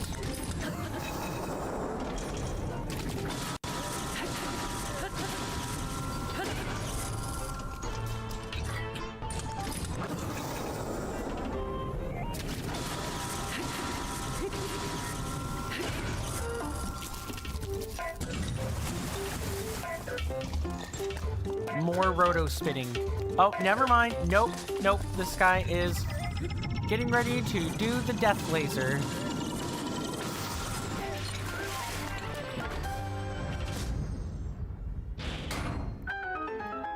Let me do a quick look up on my phone. Not that I don't believe anyone or anything, but I just want to see the acclaimed awards for myself. Including Game of the Year, beat out Elden Ring? Yep. Ironic. You know, if, I think they would name their game Elden Ring. You know, the Legend of Zelda dev team. I think they would name it something like that if they wanted to, copycat a FromSoft game. I really do think that. It'd be pretty funny. A Souls-like Zelda game would be funny. It's all heck. People would be mauling and seething like crazy. Make excellent YouTube content. You know, to say nothing about hurting people's sanity, at least. Breath of the Wild. Game Awards. Assuming my ear can stop itching for 5 seconds so I could... I definitely need to cut my hair, because I could definitely notice the balding. It's getting worse. And the hair is long enough to get right into the entrance of my ear. It sucks.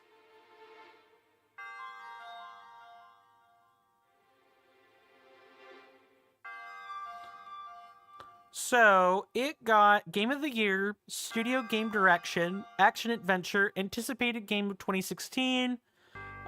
it got the score soundtrack. It was a nominee for that. Oh, okay, yeah, you're right. They did win 4, but it was nominated for others as well. Really cool stuff. Who ended up winning that, though?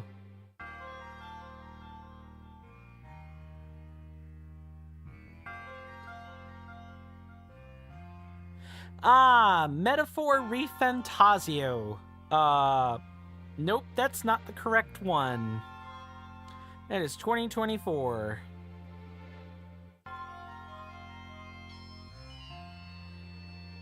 Nope, that is Ghost of Tsushima. That kind of stinks. Was trying to look at it pretty closely to see what I could find out, but I'll take, I'll take 4 awards. That's great. And I think the Zelda franchisees are quite pleased about that. What X do we get? 60? Fine, I'll drop the axe and get a sword. Sure. We definitely need to thin out our weapon inventory, though, or I'm never going to be able to mine anything again. Let's go collect our rewards, shall we?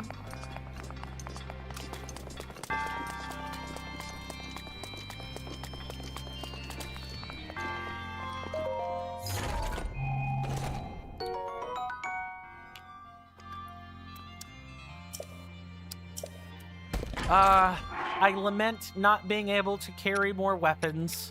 It's 52 with a durability up. I will take that over a long throw claymore, because really there's only one class of... No. I take that back. There are 2 different types of weapons you don't mind throwing. One of those is spears. The other is a boomerang. Anytime you get the small or large boomerangs, throwing them is just superior. Well, boomerangs are a little unwieldy to throw, but you can definitely do it.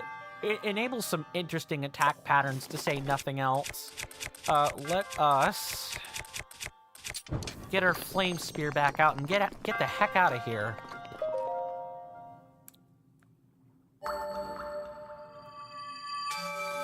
And then I think I know right where we can go for the next Korok seed.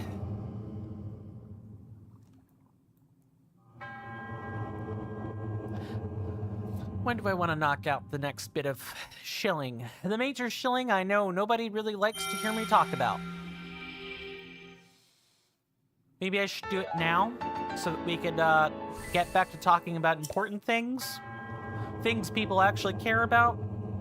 I think I like that. So, I know I've mentioned the free, easy methods to help the channel grow, and I'm super thankful that people are, I'll read that in a second, promise. I'm super thankful that people are even here at all. But, go ahead and melt this. Actually, do we need to do that? I'm pretty sure we could just get out the normal way. Oh, I know why we have to melt this, because we can't climb it normally. Alright. Although I could just use Rivali's Gale. Don't want to. Anyway, for you guys on Twitch, if you feel like going the extra step and financially supporting me through whatever means necessary, outside of things like direct donations or bits or whatever, I'm really going to recommend a Tier 1 subscription for you. It cuts out the ads on Twitch, because Twitch is an adpocalypse hellscape that nobody enjoys. You also get 5 emotes for your trouble, and you get a whole slew of other benefits in the... And those are described in the About Me section, by the way. If you ever want to look at the benefits, just feel free to do so anytime by going there.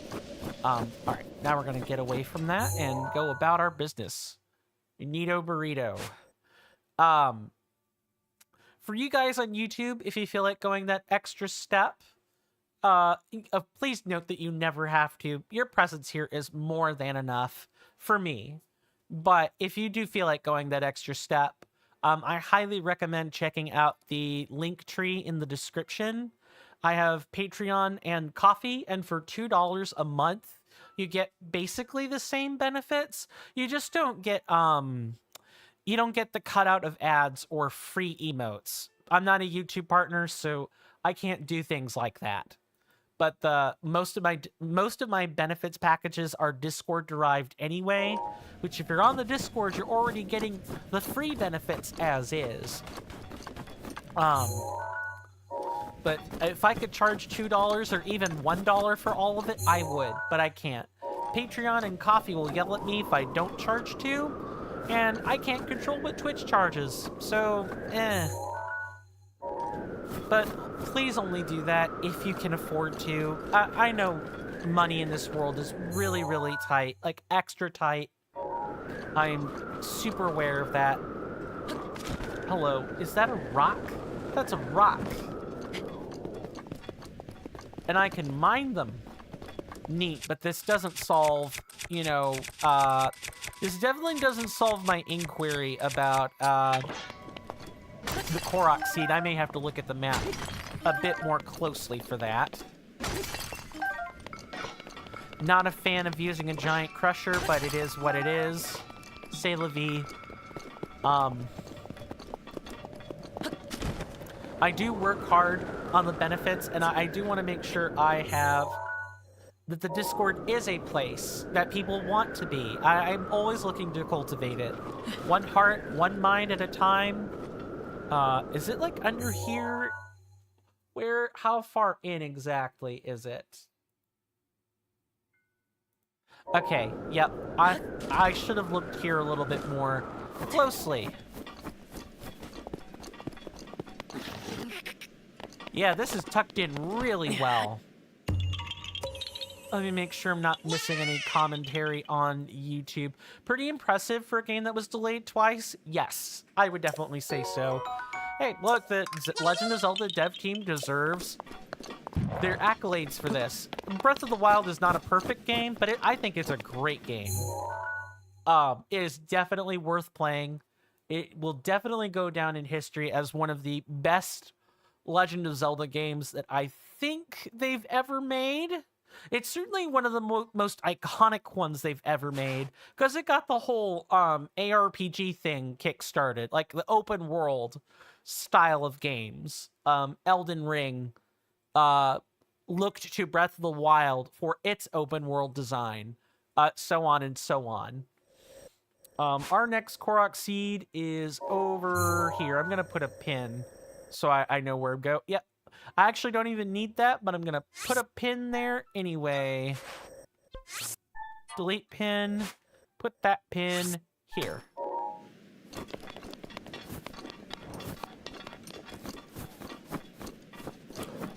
I quite enjoy, I've quite enjoyed Breath of the Wild.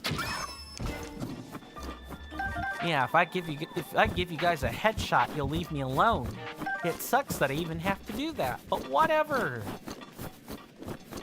I do want to remind people that we are voting on a long-term item as well. If you guys want to see, if you guys want to help decide what the next game we're playing is going to be, that's also on the Discord.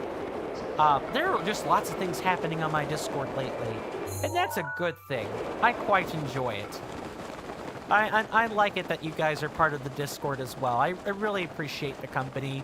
I know we don't talk much, but there's always room to talk in there. You guys can post pictures, whether it's cooking something, or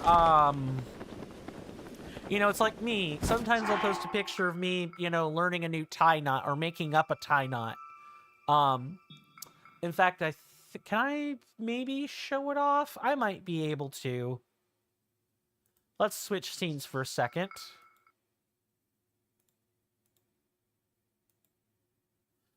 Is that really noticeable?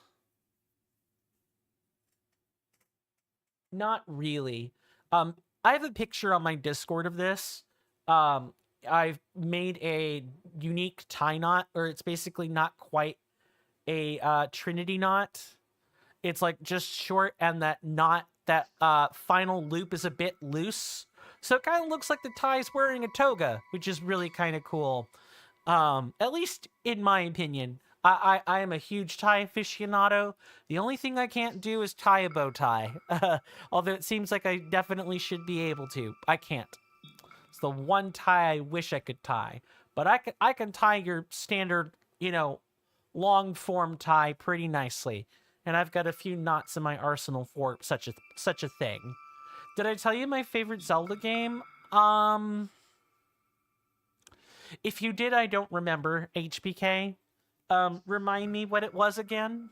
And I can confirm if, based on what you say, I might be able to confirm if you've ever told me that or not, too. Sorry, my memory is definitely not the best.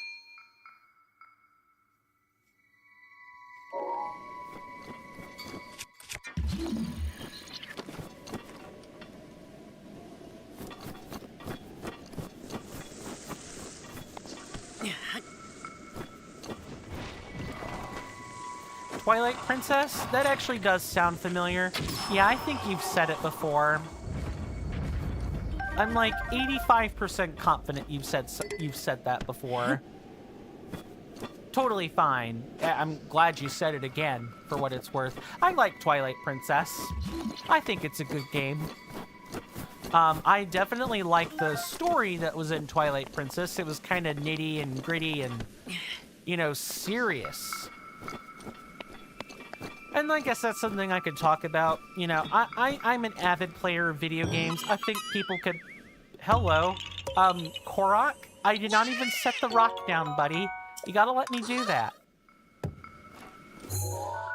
When it comes to, other mediums, film, TV, comics, so on, I am definitely in the camp of please don't make a joke out of yourself all the time. When it comes to plot, I don't mind it sometimes. I definitely don't mind it sometimes. I don't mind an occasional moment of levity. But if everything is just a meta-level joke all the time, that gets very annoying, one. And two, I get unimmersed. I'll just say it. It's like a Marvel movie. If anyone's ever watched a Marvel movie before, I'm thinking like Doctor Strange, what is it, the Madness of the Multiverse or whatever it was, or like Age of Voltron, or the Infinity Wars, whatever, or Ragnarok, Thor Ragnarok or whatever. Insert X Marvel movie here done in like the last 15 years. Too much meta humor. Can't stand it. Not gross, but groan-worthy. Hate that stuff.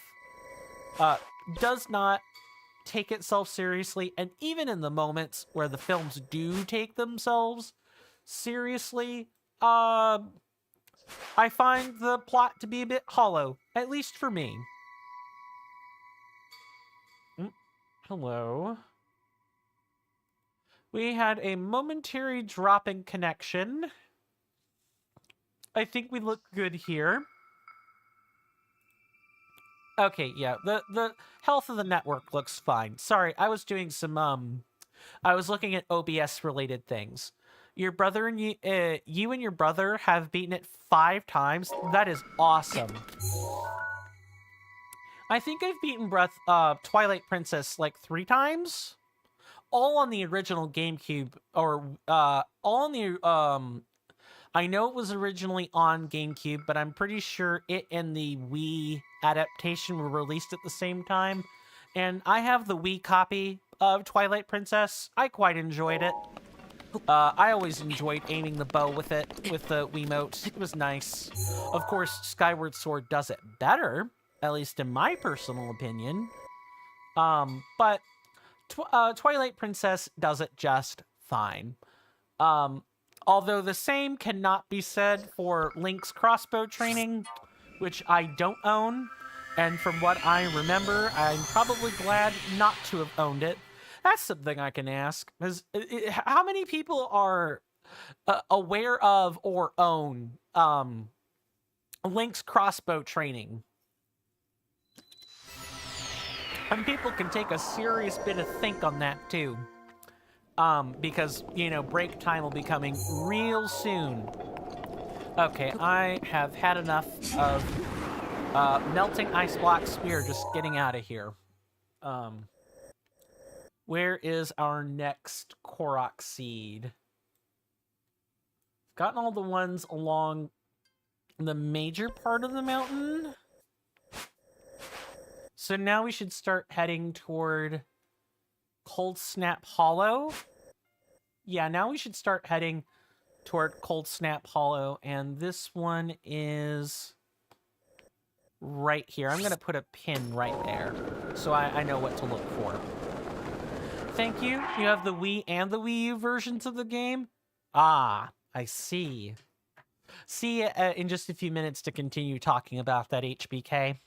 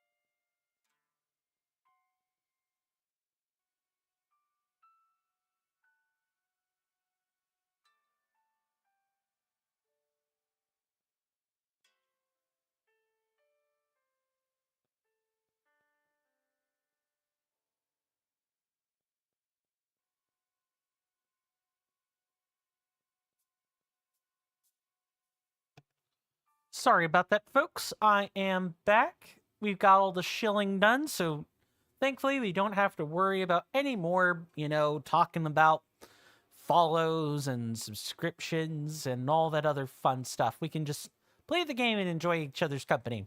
So sorry for that. I just try to knock that stuff out in the beginning so we don't have to worry about it in the end. You know how it is. You had the Wii and the Wii U versions of Twilight Princess. So you have Twilight Princess HD. How is the HD HBK compared to the regular version, if and you don't mind my asking?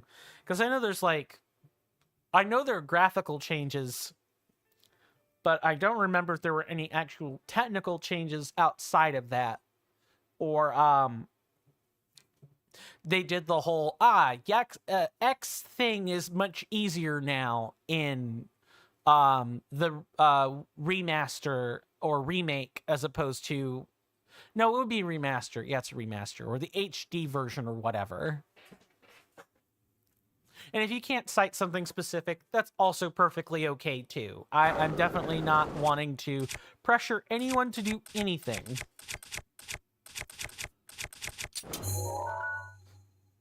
The HD version is much better visually. Yeah, that's about what I would expect. I'm trying to think if, I know with the Skyward Sword remake, because of the fact that the controllers are different, they had to remap all of the motion controls to, like, the right analog stick. Which is like a fun, neat little thing, I guess you could do with motion controls, is just make them analog dependent. Okay, is this one underneath a shelf? It looks like it. Yeah, okay, so we're gonna drop down. Do we need to take a photo? A Blizzrobe? Absolutely not. Probably gonna have to deal with it anyway.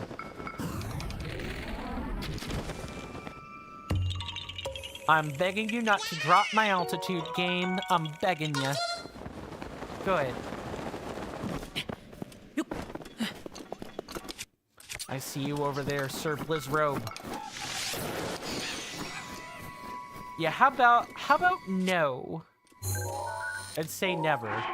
Okay, we have a Blizzard Rod. I'm gonna exchange it for this new Blizzard Rod that hasn't been used before. You have the HD version for Skyward Sword on your Switch too? Oh yeah? How are you have you had a chance to enjoy it? Or not? Never really quite know. Sometimes the original version ends up being better than the HD version. You never know with games. I feel like there's something up here and I need to find out. I'm too curious.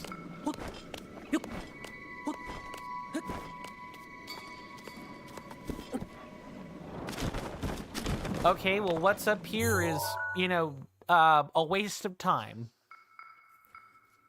I enjoyed the Skyward Sword HD of what I played of it. It felt pretty good on controls, especially with a Pro Controller. Halfway through it, it's way better. Yeah, that's good. The bigger thing... hello. 1, 2... 3. Let me get those materials. I think the thing that really improves HD for me is just less tutorials. I love Fi as a character. I think her design is one of the best for like helper characters in Zelda, but I hated the over tutorialization of her character. I hated it. And many people, I think, hated Fi when they didn't have to, you know? They associated her not for the wonderful character she actually was, but for the tutorial character they came to hate. People don't even hate Navi as much as they hate her.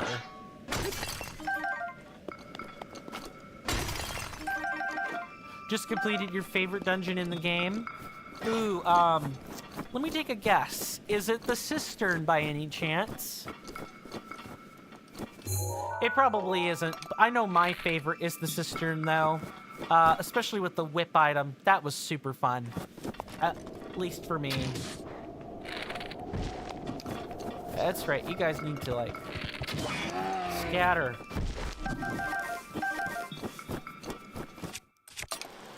Wait, I should know if that's black or not. It is ice breath. Okay, we're good here.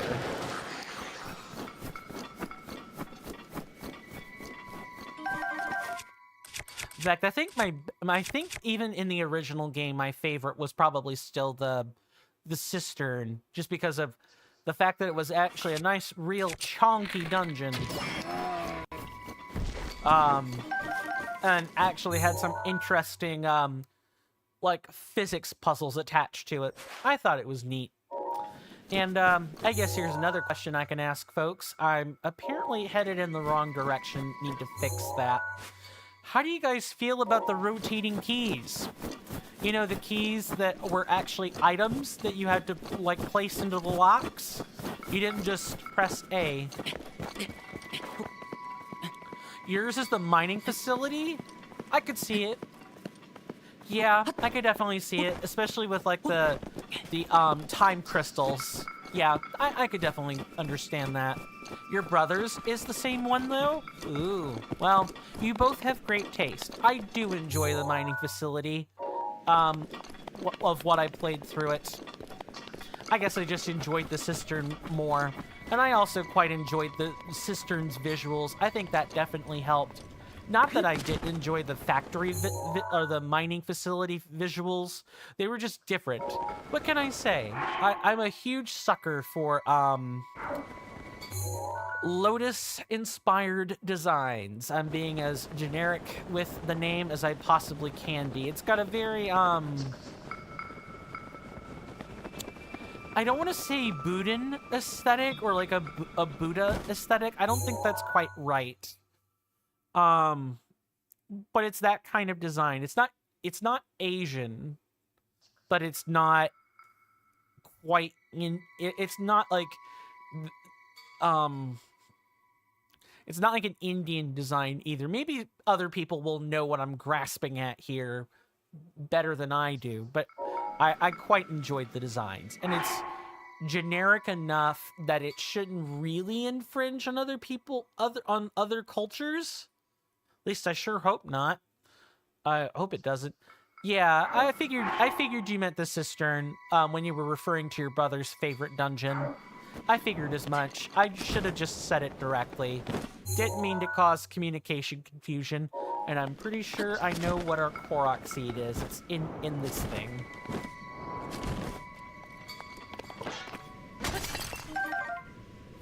Let's grab our goodies. And then let's melt some ice.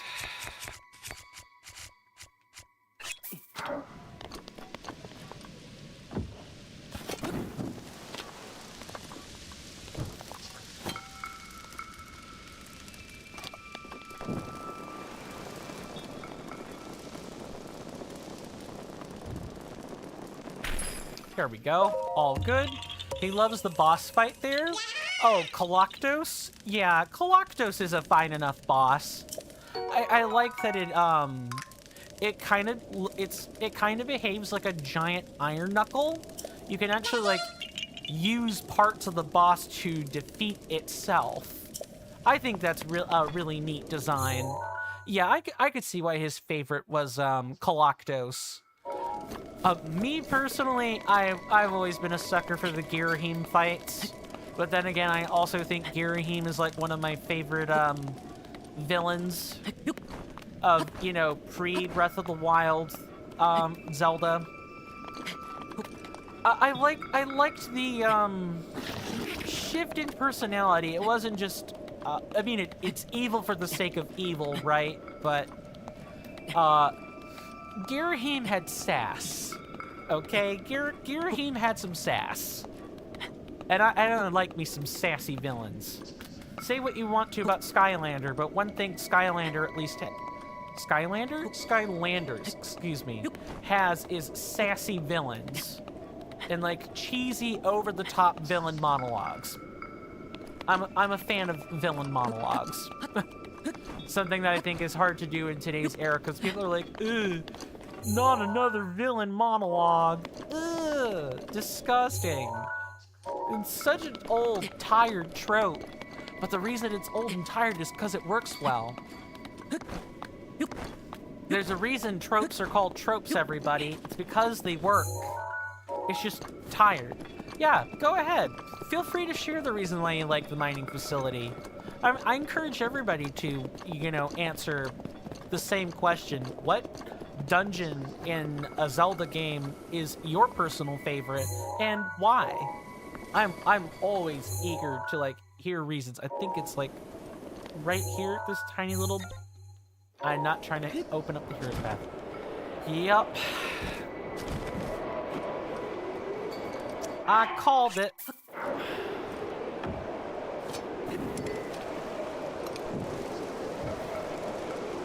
Let's just melt this thing and get it over with.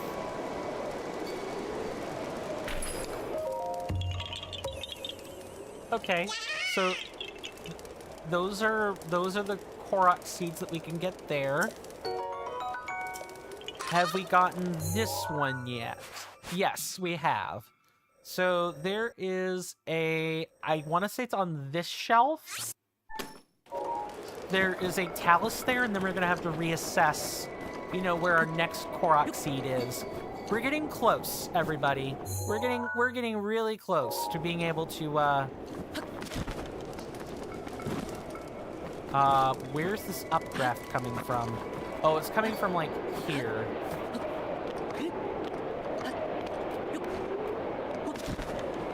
There we go. Let's do that. Pretty sure it's off in the distance there. And it's probably going to be like a frost talus if I had to guess.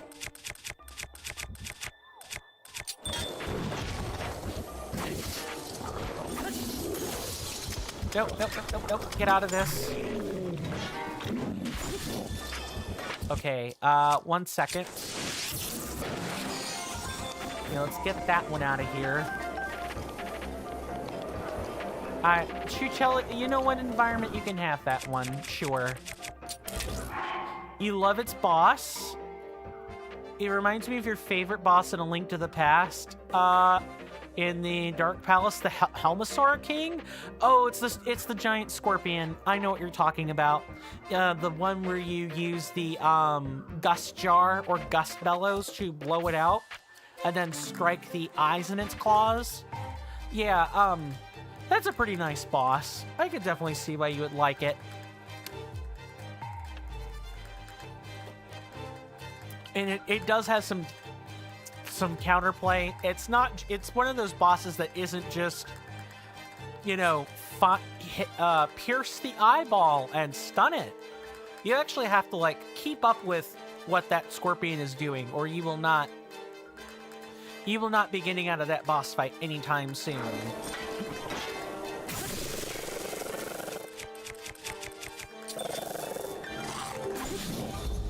I could do this all day.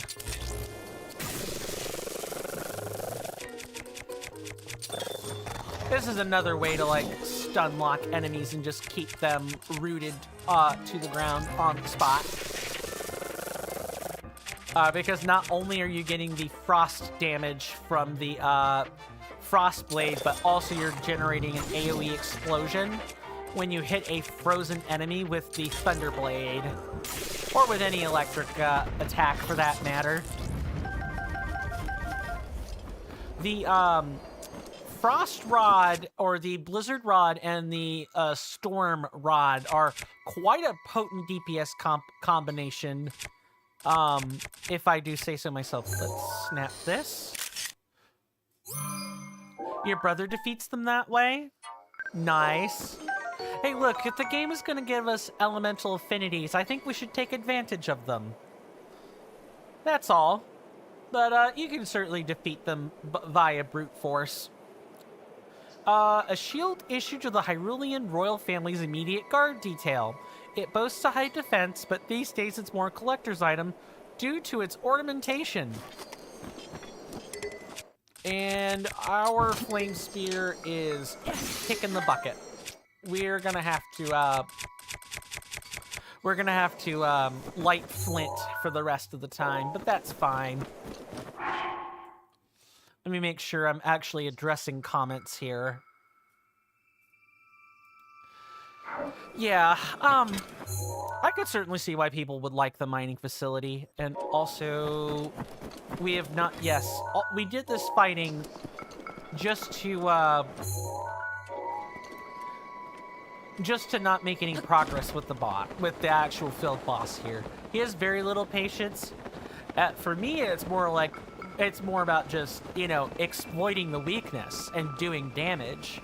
But, yeah, freezing them and then shocking them over and over again is you know, very good DPS. It does take things out very quickly. Even better because the resulting shock is an AoE explosion, and it'll shock tons of things. My sibling would also make a similar recommendation, just to disarm all of the nearby moblins and bokoblins and such from carrying their weapons, because that's what the AoE shock explosion will do. It must be underneath this ice sheet, or like this part of the cliff here. That's what I'm thinking is going on. Let's find out, shall we? Yep, it's right there. In his defense, you do it too. I mean, it's not a bad tactic, but it's also perfectly fine if you just like slugging it up. If you want combat to be a real bruise fest, this is your method for doing it. Gonna need to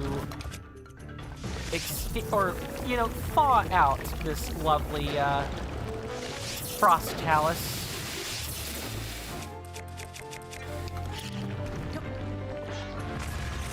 That's one.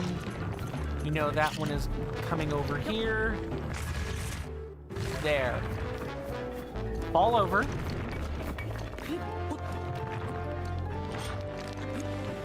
One, two, three, 4, 5, 6. And that should cause it to, like, topple over.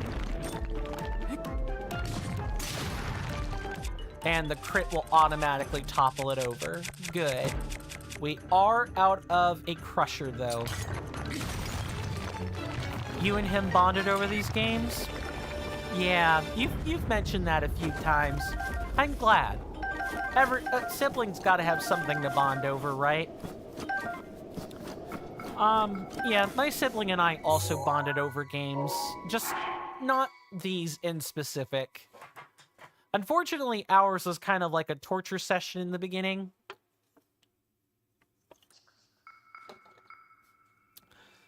When I was playing Super Smash Brothers with my sibling as a kid, I didn't understand the concept of holding back. And I just was naturally better at the game at that time. So I would just mercilessly beat my sibling at it over and over again. By the time I realized what holding back meant, and the fact that I probably should do it if I, want my sibling to generally have a good time, I got yelled at for doing that. And they were like, no, I went through all this pain to get better at the game. I want you at your full power. My sibling could explain it better than I could, of course, because, I can't come at it from their perspective. I only have my own. But I guess that's something I could ask folks if and you feel interested. If you play games with your siblings, card games, board games, video games, whatever, doesn't matter, and you know you're better at it than them, do you hold back? Yes, no, or maybe. I guess the modern equivalent of that would be context dependent. I'm wanting to head over here where a Korok seed is. You do hold back? Does the sibling ever get irritated at you for doing it? Because I maybe if I had held back in the beginning, my sibling wouldn't yell at me for doing it. But, and by yell, I mean, just speaking emphatically over, not treating them with kid gloves more than anything.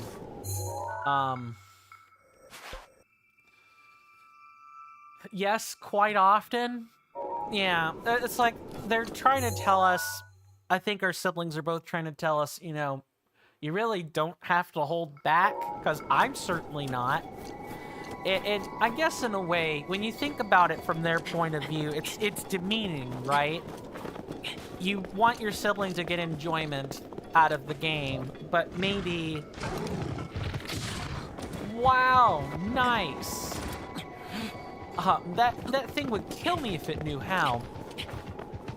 But, you know, holding back kind of like, from their perspective, is demeaning their intelligence or the effort they've put in order to be good enough at the game to keep up with you, right?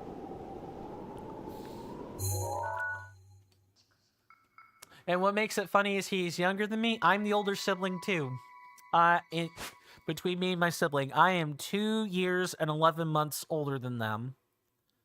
So you get the double whammy of older plus younger sibling, and someone who is more skilled at the time at the game holding back, making the sibling upset, and younger sibling upset and angry. Especially when they find out that you're doing it. These days, I mostly hold back as a matter of, if I know that there are new people in a room when I'm playing against them, I'll hold back some. Now, if my sibling's in the same room and makes a spectacle out of saying I'm good at this, well, I suddenly can't hold back anymore, because now I now have to like verify my sibling's words, and if I hold back after that, I'm seen as disingenuous. It's the whole intelligence thing we talked about earlier, or that I mentioned before, where, you know, some people might see what I'm doing by holding back as belittling their intelligence and their effort. Like, oh, yeah, I don't really require all that effort. You are a ice breath, Lizalfos. You are going to die now. Thank you very much. The thing about, I guess it's like the social contract, right? I'm thinking about holding back from like a social contract point of view, because I'm a social person. We definitely need some more arrows. I am running super low as to be out, almost out. Next Korok is down there, and then I will really have to reassess where we are. It's probably inside this log. Yep. Knew it. Inside this log, right here.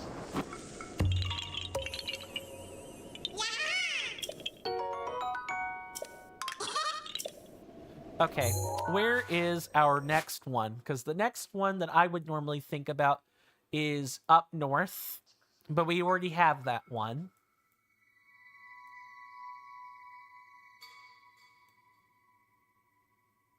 And if I go to the shooting range, we have the one immediately north, and we have this, but we don't have that.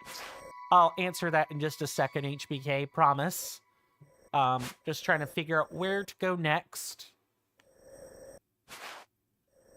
I think we'll head to Corvash Peak and go from there. Yeah, because this next Korok seed's like right here at the tippy top of this thing, I think. Let's go. You want to ask, did your sibling get mad at you for being right about the spot in the game? No, not really.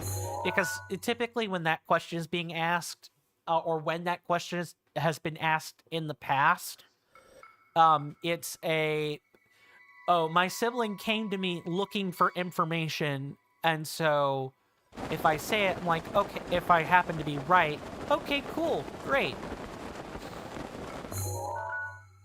If I'm wrong, I just end up having to go back and look it up again. That's all. Why does your own sibling get mad at you? Seems strange. Of course, then my follow-up question would be, you know, do you, like, preemptively say where something is? And in which case, you know, I could sort of see it from their point of view. As long as they're not ornery about it, you know, not, like, excessively prickly about it, then, yeah, I could get their perspective. Because you're preempting their sense of discovery by saying something, but I don't know.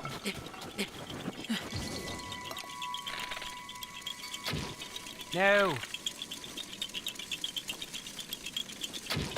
Okay, that's one. They should be swinging out pretty narrow. Great at headshots, bad at puzzles, apparently.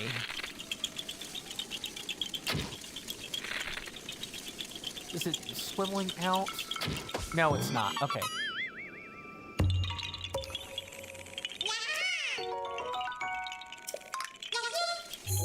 Okay, next one is over here, I think. Let's put a pin there so I can know where it is, or like navigate to it a bit better. So yeah, I guess that would be my follow-up question. Like, since your brother does clearly get mad at you for that, you know, are you preempting him when you guess it, whether or not for preempting a spot in a video game? No, no, not at all. He's not excessive. He just looks at me funny or playfully shoves me. I gotcha. Yeah, that's fine then. As long as it's that, then we're good. Oh. So, I recently learned, and I guess this is like a turn to something mildly serious. Oh. Speaking of, so I went and did some Googling about 2 days ago, and I've got a nice patch under my right eye. It's red, it's puffy. And there's like white flakes that peel off from it. That is sebaceous dermatitis. I probably have sebaceous dermatitis because I can't exactly afford a doctor with what I do for a living. So I have to, you know, be content with Googling and doing at-home related remedies.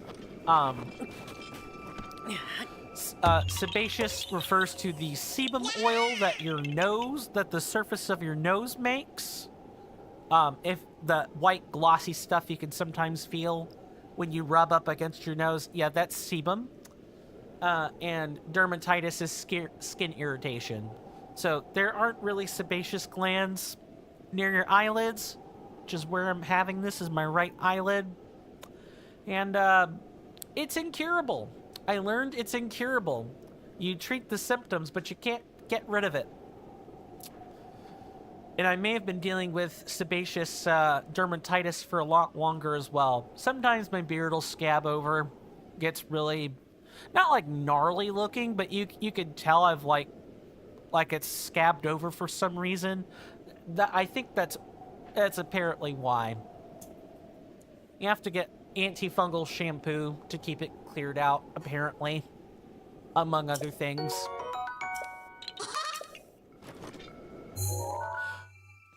Things about the human body I wish I knew 10 years ago when I was dealing with this issue then. Like, sebaceous dermatitis is like a lifelong condition. Okay, so this was the talus we dealt with earlier. Did we get this one? We did not get that one.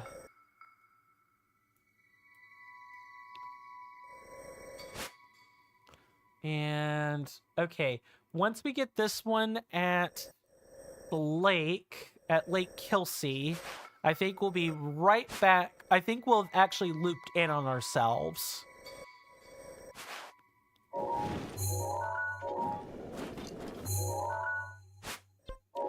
Let's get moving. We got little time to waste.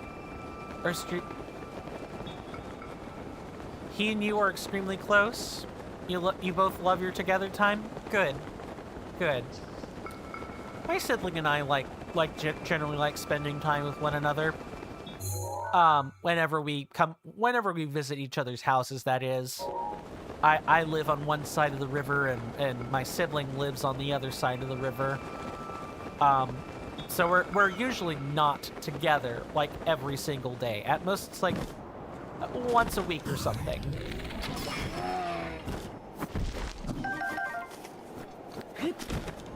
And I love my sibling. I do. But I do also enjoy my space. I like being able to wake up in the morning and kind of do my own thing with the folks I live with.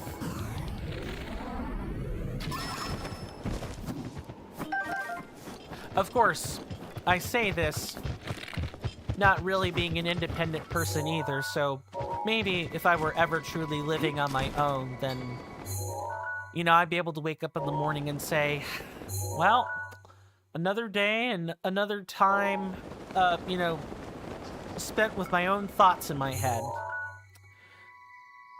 Live with my folks, so I've never really had to live in a house by myself for more than a few days. Even when I was attending college courses and whatever, I didn't really have to work. I picked colleges that were close enough that I never really had to...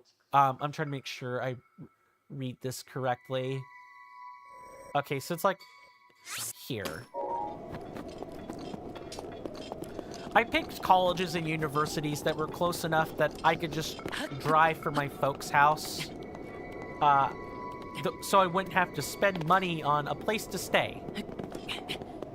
Because college tuition at the time was expensive enough.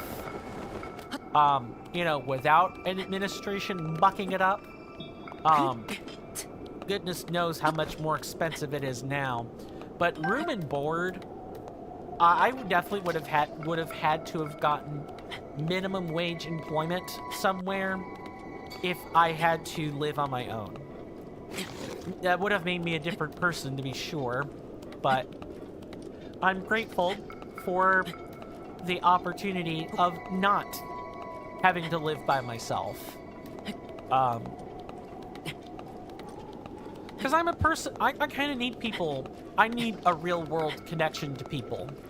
I go a little stir crazy if I don't get actual interaction from human beings for months at a time. And even the once a week or once every 2 weeks, like 4-hour session I spend with my real life friends is not quite enough human connection for me. That's not a knock on my friends or anything. If any of you guys are listening, please know that that's not what it is. It's I am an extrovert in a sea of introverts. Or in a sea of ambiverts, I should say, since I don't know exactly. I like going out to public spaces. Not a lot of people do. Not a lot of people do in this era, for one reason or another. And, well, I know it's not safe as an extrovert unless, you know, you're financially solvent and everything. So I don't go out in public spaces too often. So it's nice to get out of the house every so often. Let me make sure I'm actually addressing comments and stuff. Your brother lives about 10 minutes from you? Nice. I take it you two have your own lives and everything, right? Greetings, Rasby. Welcome on in. Welcome back. Good to see you. Hopefully you're doing well in health and in spirit. Hope you enjoy your stay. Where's this flower? It's down here. You two, moving back to YouTube, you both have your own separate lives? Okay. Cool. That's good. I would certainly expect that to be the case, given that you're both at least middle-aged. I would certainly expect that, but it wouldn't be the first time if multiple siblings were codependent on each other. Moving back over to Twitch. And it's good to see the combined chat dock working, because I don't have to look at Twitch so much. Today you had the first therapy session in like 2 years or so? Ooh, exciting. I bet it was... I always ask whether or not it's a big... It's like a big session, but usually based on what my sibling has told me about like all of their first therapy sessions, it's like paperwork. I take it your therapy session was paperwork, wasn't it? You don't have to answer that. Because it's not really my business. But I could certainly imagine it was paperwork. Moving back to YouTube, he is a dad and has a wife. Good for him. I like to be a dad and have a spouse eventually, but that would require the world not being a hellscape, and for me to be financially solvent. Ah, you moving? You can stop that now. Wasn't any paperwork? Oh, hello. Yep. There was some organizational stuff, but only at the very start. Gotcha. I know in the U.S., typically therapy sessions are the very first time you see your therapist, it's to go over paperwork. Because U.S. medical laws. Yay! Not yay. All depending on your perspective of it. Oh, in Romania, it's not really like that. Makes sense. I wouldn't expect things to be quite like that in Romania.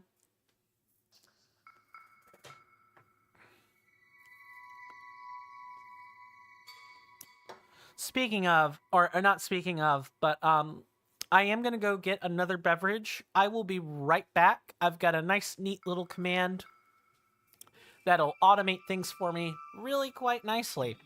I should be gone no longer than 30 seconds. I'm just going to the fridge, grabbing something, and coming right back. I am going to play an ad, however, while I do this. Be right back.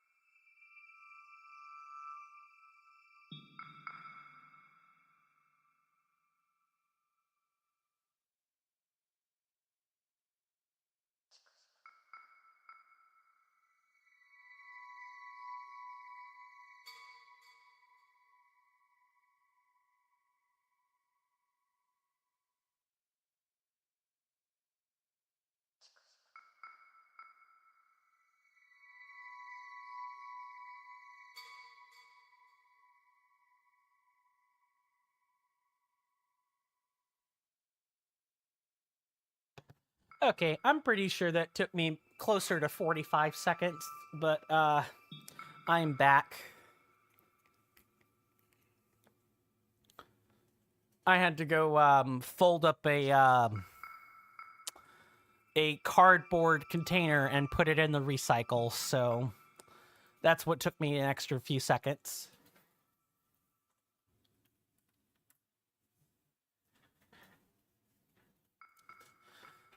I am loving my stream automation. Having the extra commands is really nice. I like to be able to turn all that stuff off with now really what I really truly want is a stream deck, but that costs money. Money I don't have.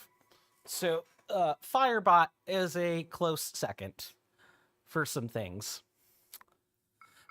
There's just like about a 5-second delay between, Firebot seeing the command and it communicating with OBS or whatever else it needs.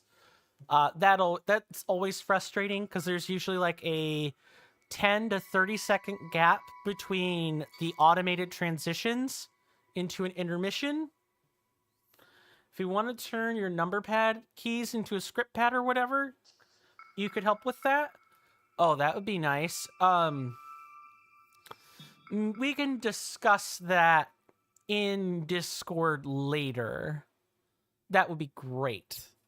Because that might be an involved discussion and all that fun stuff. Plus, I'm probably going to need like extra help. I'm not the most computer savvy person in the whole wide world. I'm nowhere near as lost as like my parents are with technology, but my limit is pretty much whatever, local GUI will let me do. Or like the very, very basic C++ things. Let me make sure I've actually caught up on all the messages and we'll continue onward. Your brother's son and you were also close, HBK says? I see. That's good. It's nice to have a relationship with, with your brothers or siblings' children.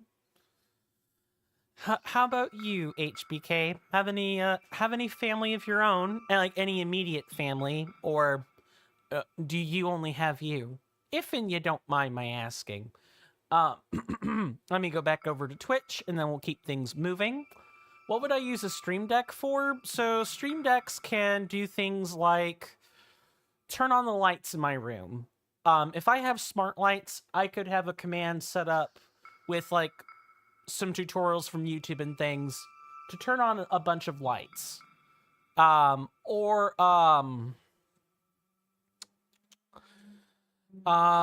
It can also operate a soundboard, like beyond the soundboard OBS extension. What else can it do? It can do a whole bunch of stuff. A Stream Deck, especially if it's got like over 30 different buttons, would be ideal. I think that would probably be what I'd use a Stream Deck for. Also, do you have a keyboard in front of you or just the controller? So I'm holding my controller.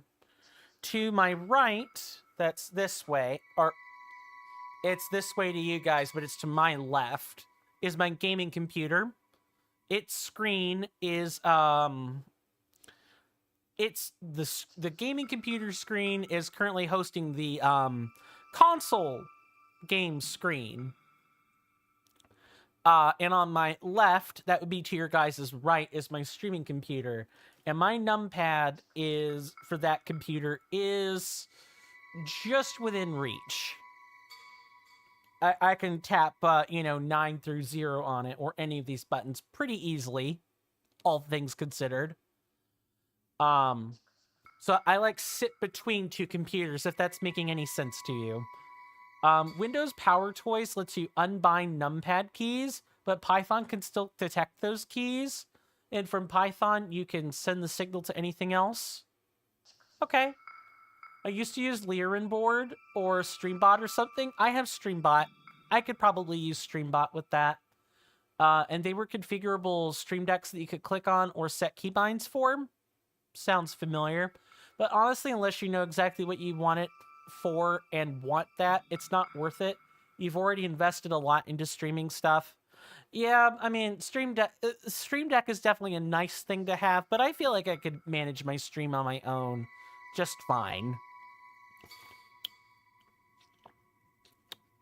It's just inconvenient. A common American symptom. Buying things to cure the inconvenience, right? No, HBK, going back to YouTube. No children, just me. If you're happy that way, that's the important part. Not everyone wants kids, and they're really hard to raise in the current, global environment. Had pets over the years? I mean, what are pets if not fur babies? Fur children, right? Furry, four-legged, or scaly four-legged kids. If you love your pets like you love children, well, that's really the only thing that matters. Also, I feel like my camera's a bit murky. 1 second. Gonna put on the filters here. No, it's because the display looks small. That's what it is. Sorry, just looking at OBS related things. So sorry about that. Let's get back to grabbing Korok seeds, shall we? Speaking of, there's a giant skull, and it looks like, yeah, we've already got the Korok seeds here. So now we would want to start heading off to the east of Corvash Peak towards the head spring. Let me get back to Toronto Peak and go from there. If you guys want to follow along on the map, with the map I'm using, feel free to type in !BOTWMAP. For you guys on YouTube, there should have been a command timer that just rolled out with all the commands on it. Feel free to experiment with any of those. You had a Chow Chow dog for almost 13 years? Ooh, I have an aunt, somewhere close to Macon in Georgia, like the U.S. state of Georgia. Yeah, she used to have a Chow Chow dog. I think I have one or two other relatives that have one. They're a nice pet. Bit needy, and if you don't raise them right, they can get real nippy too, if I recall correctly.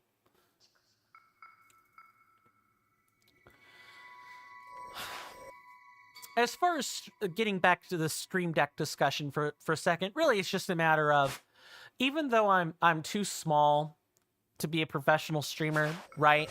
Too small. I feel like it's one of the things I should have is a Stream Deck or something like it to just be able to move quickly. There's Corvash Peak was here. Okay, I need to slide this map to the right is what's going on. All right, I've got the next, I got the next Korok seed. We're gonna go back up here.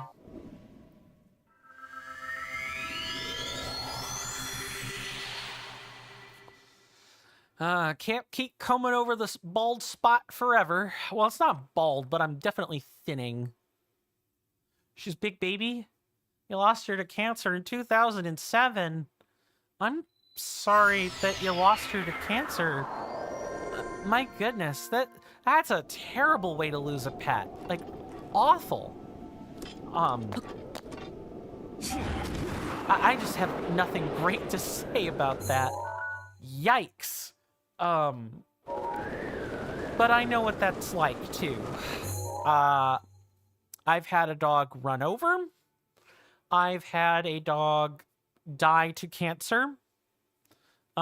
Because my family mainly has dachshunds. You know, the German breed dogs, dachshund miniatures. They're quite prone to cancer, or dermatitis-related issues. Or ocular issues too. Like they definitely. I think we've lost 2 to cancer. Yeah, we've lost 2 to cancer. Gross. I'm sorry that you've experienced that. Losing pets sucks. You're welcome, HBK. Let me move back over to Twitch and read this, because it's quite chunky. You kept working on that journal. Good. The one that lets you, organize your thoughts to automate things, right? It made me realize that while it's definitely an improvement because it's a program that could be used as a journal, for tracking or setting stuff, and it's easier and faster to add comments to it. Yeah, I think we've discussed that the last time you brought up the journal. You kind of hallucinated that you'd use it to problem solve by defining the involved concepts and then run operations on it. That's kind of really hard. Yeah, because you're turning the journal into something else, right?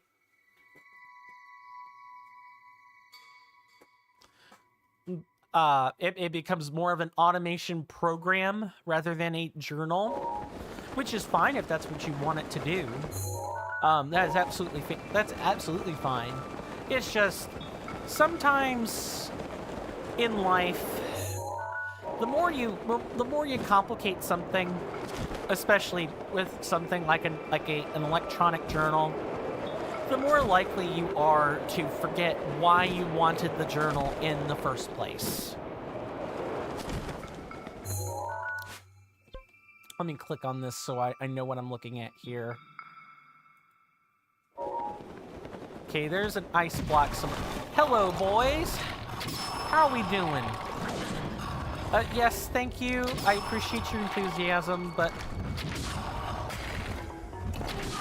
I would like you to do something else now, please.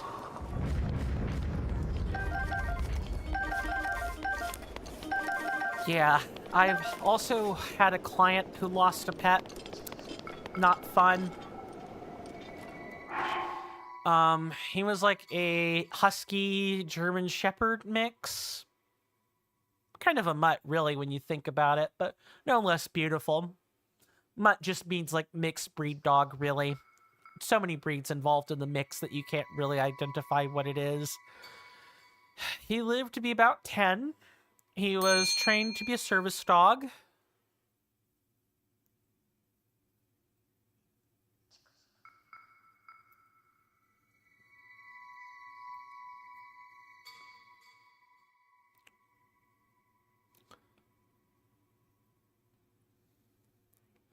Sure you can, HBK. Absolutely. Go ahead. Trying to think.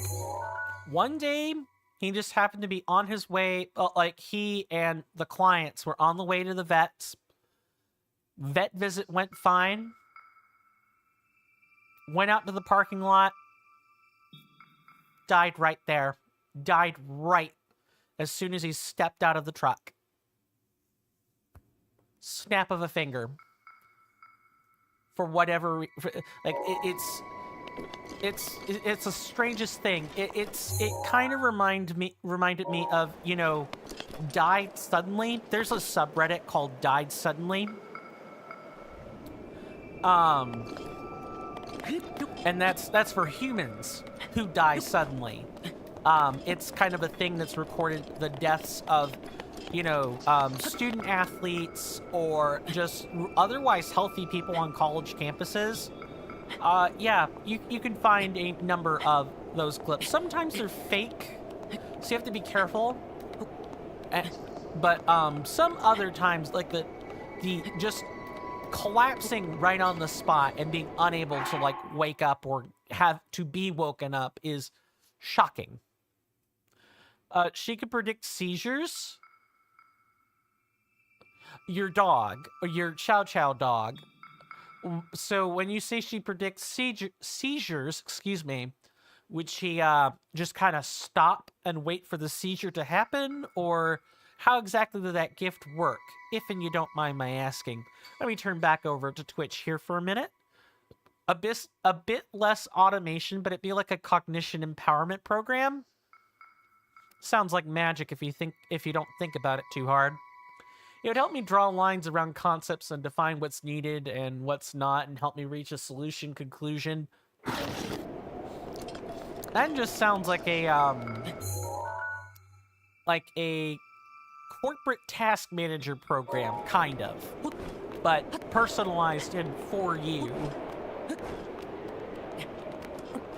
At least that's what that makes me think of.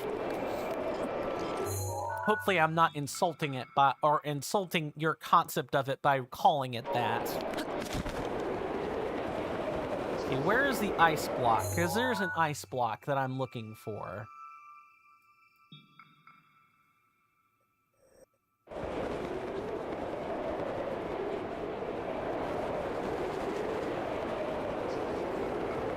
Sorry, this might take me a second while I might concentrate a second while I try to pinpoint where this is. Is it right here? Please don't tell me it's right here. That would be super stupid, but okay if it is. It's just not at all where it's supposed to be on the map. Oh, am I not heading? Is that not correct? It's like southeast of Toronto Peak, right? Yeah, of course not. Of course I'm in the wrong direction. Yep. I should have looked at... I put the pin in the wrong place. Of course that would happen. It is over here. Let's put a new pin there. Trying to think if my pets had any gifts. Not really, other than the universal pet gift of making us laugh or cry.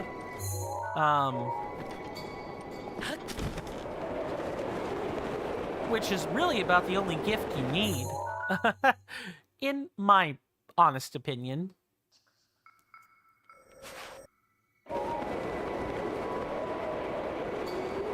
Alright, we can probably turn around here. Yeah, she knew she knew when my stepfather... Oh, okay. Not her own seizures, someone else's seizures. Okay. She knew when your stepfather was going to have a seizure before he did. She would push him down to the floor or couch so he wouldn't injure himself. Smart dog. Awesome gift. I wonder... Oh. Hang on. Here comes the break.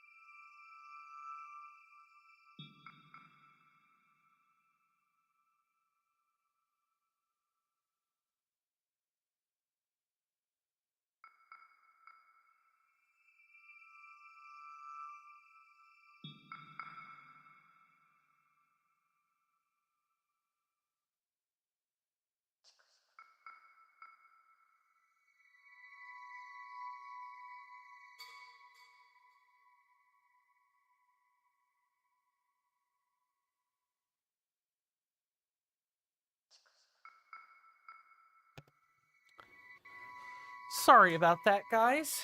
I'm back. I believe I have kind of forgotten what I was talking about.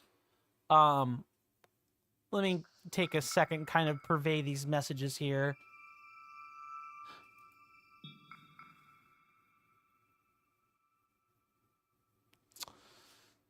Nope, don't remember. Got caught up looking at things on my phone. Sorry. I don't think I think I was trying to recall whether or not my pets had any gifts, but I certainly don't think so. Let me go back and read things on Twitch. You realize you're not really bound by problem-solving speed. I didn't personally think you were either. And knowing what lines to set kind of already requires you to know a lot more about the problem, but you can argue that prompting that knowledge will keep me from being distracted and solve it.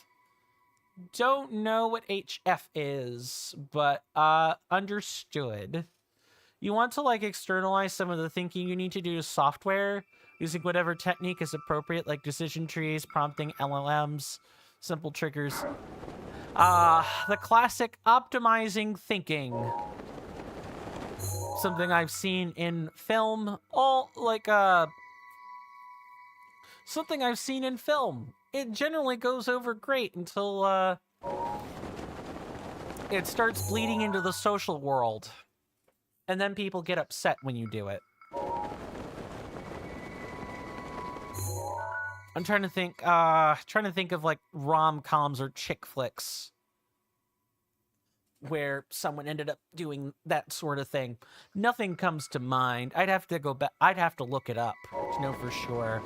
But it's not an unheard of thing either. Optimizing your thinking space with technology, anyway. I was talking about that. Yeah, I couldn't really exactly think of any gifts my pets might have had beyond the usual of, you know, just being there for company, being there because I wanted them to be there. And typically,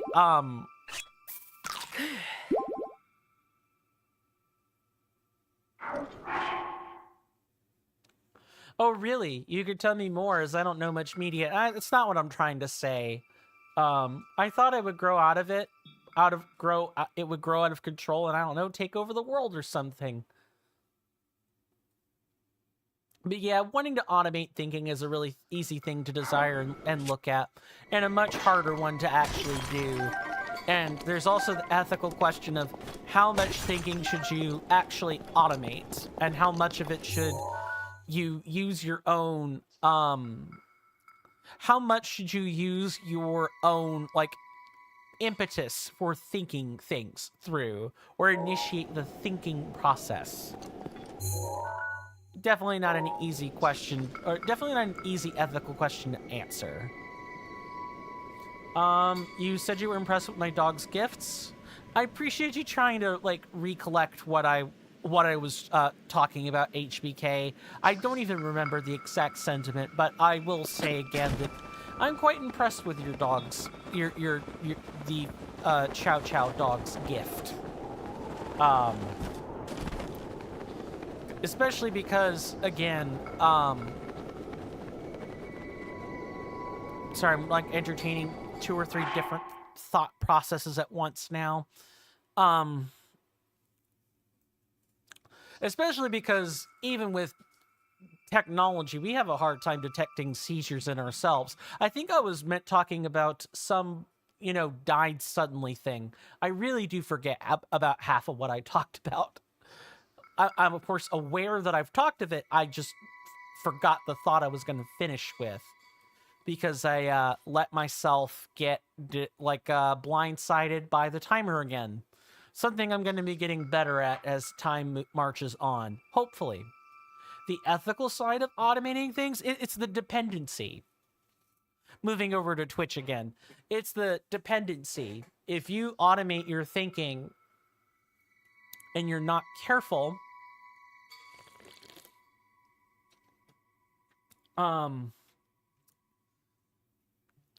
you could end up losing whatever, not whatever, it's hard to describe. It's the idea that you might lose some ability to organize your own thoughts if you automate the process for organizing and sifting them all the time. At least, that's the thing I think about. It's, there are actually some, trying to think.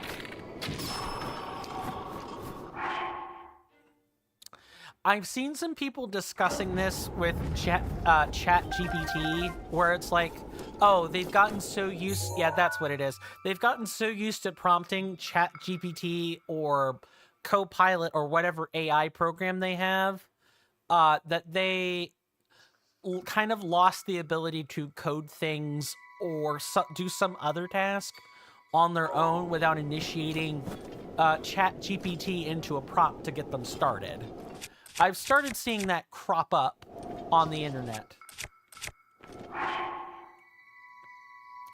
I think handling two completely different discussions is pretty hard. I think so too. Just imagine just imagine a real competent streamer who's trying to hold like 50 different conversations in their head at any given point, and it's like you're just kind of nodding along. That's what I see a lot of streamers do that are more prominent, is that they just kind of nod along and pretend they kept track. I certainly don't want to fall into that trap myself, but I'm very well aware that I might.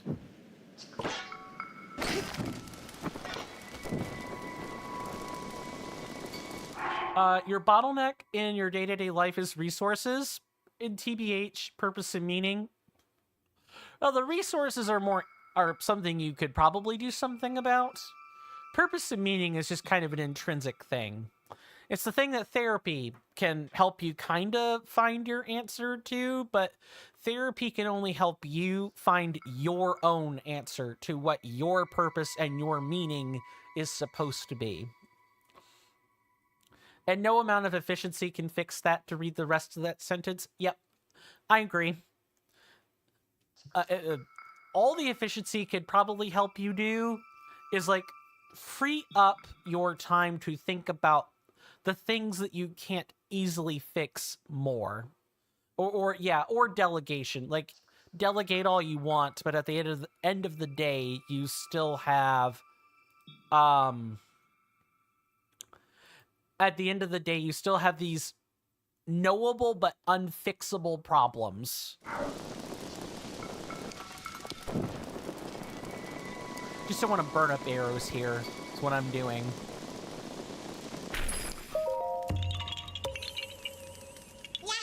Moving back over to YouTube, just to make sure I've not missed anything.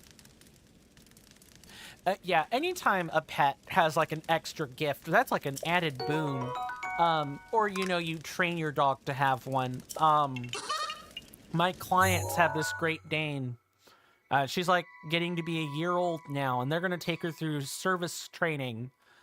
So not only will she be able to, you know, do the things a typical Great Dane can do, but also she'll be able to, I don't know what my control stick was doing there. She'll also be able to, you know, help my clients, you know, getting out of the car, relatively speaking, or, you know, keep the client steady. You can get a pin up here so I can scale is now ready. Keep moving. Or, you know, do other typical service dog things, which I think is always cool. Please respect service pets, everybody. You know, even if a place has a sign like, you know, no pets allowed, you can't deny people their service pets. They need those. Especially the seeing eye dog, which is still a service pet. Make sure your, the people who need those pets are allowed to have them and be in that space. And if people can't handle a service dog, I kind of don't think they should be there. Me personally. With the exception of people who... It gets complicated when you have public spaces where people have to bring a service pet, but there are also people who are allergic to pets. I think there's always some amount of tension in those things. Generally, I find, you know, the onus is on the allergic person to make sure their, you know, allergies are properly sorted when heading into a physical space, because it's not like the dog can control being a dog. Or, you know, the same thing with cats, too. If you bring a cat into a physical space, you know, it's not like the cat can suddenly stop shedding. That's not a thing that can happen. You are, Disabled, says HBK. And she would even fetch things for you? That's awesome.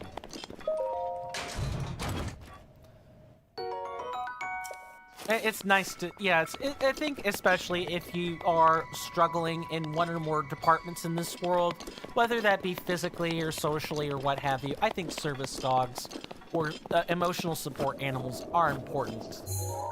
It just sucks that there has to be a legal discussion about them, in that the world does not cater to service pets everywhere. I mean, within reason. Obviously, you're not going to expect, remote areas of the wilderness to cater to that sort of thing. But I think any space where a mass number of people are going to be involved or, be inhabiting, I think human beings should be accommodating for service pets or emotional support animals. Just maybe make sure the pet's well behaved. That would be about my only thing, is just make sure it's well behaved. That's sort of what I'm driving at with the tension, right? Because there are a fair number of people who complain that they're about, service animals being hellions. And in my line of work as a pet sitter or house sitter, I find that people who have pets will lie to protect their furry little four-legged children, which I guess is fine. It's what any parent would do. I'm gonna make sure I'm not missing a Korok here. I get it. They're your fur babies. You love them. And you don't think, and a lot of people think they can't do any or hold any wrong. Or be wrong. Just in any kind of way, shape, or form. But when a new person comes over and has to, tend, I just saw that, and has to tend to your beloved pet, they won't act the same way around us, the like incoming caretakers, as they will, you. Because they're not used to us. They're used to you. So it's like, how much accommodation should physical spaces really... It's always a fine question. Like, public spaces should generally be accommodating for service pets, but I do think some onus of training has to be on the owner, because that dog normally a service pet is a dog, but it could be other things too. Readjusting myself in my seat here. Readjusting myself a lot in my seat.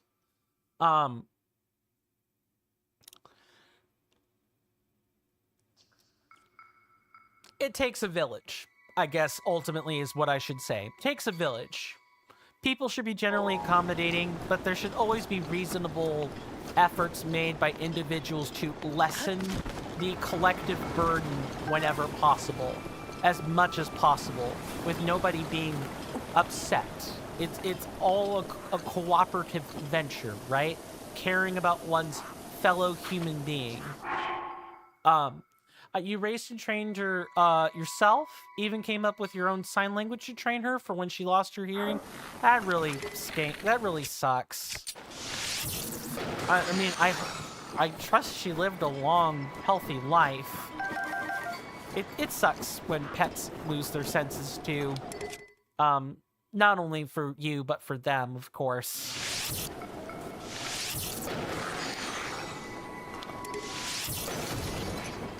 Okay, regular Luzolfos. Goodbye. Do we need to take any photos here? Not from what I can tell. That's, well, at the very least, you trained her, right? That's kind of the important thing, is that you trained her. I think in society, having public service pets is kind of a give and take. much like anything else in life, I truly do think it's give and take. Our next Korok seed is here. Let me make sure I'm not missing anything on Twitch, and then I'll be happy to continue. Nothing so far. She was almost 13 when you lost her. And I know you mentioned that in more detail somewhere. Yeah, right. So she was almost 13 when the cancer struck. You have my sympathies for that. Hello, Sir Octorok. Nice. Rock in the face. Rock in the face. Stop moving. I noticed you right there, Sir Octorok.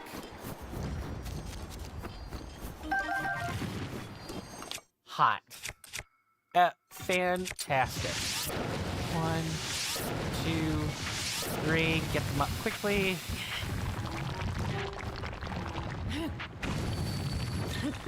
Oh, that refroze them. No. Nice. Be gone. No problem, HBK.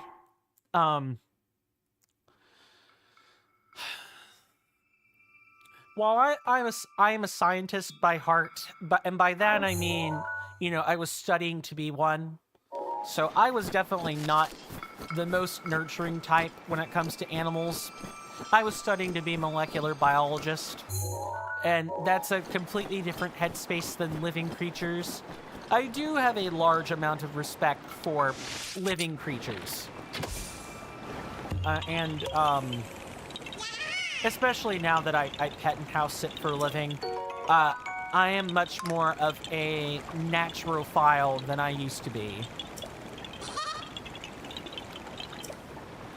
Of course, if I could ever actually get funding and complete my degree, I would. I'd do it in a heartbeat. I enjoy making content, but I know this is not a stable job, ladies and gents, non-binary people. It's not a stable means of living. But the US is just not... education's going back to the States, ladies and gentlemen. Not a fun prospect. I could have swore this was... Okay, maybe I'm not thinking of it the right way. Yeah, feel free to ask another question, HBK. Anytime. Oh, it's probably this lone tree right here. If not, I'll probably have to look it up.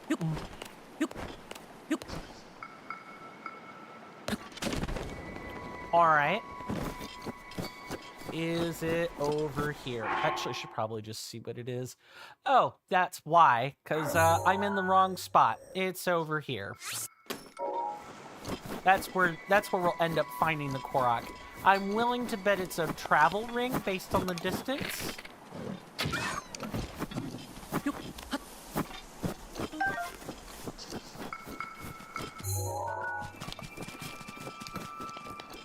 That's right, you guys get on with your bad selves.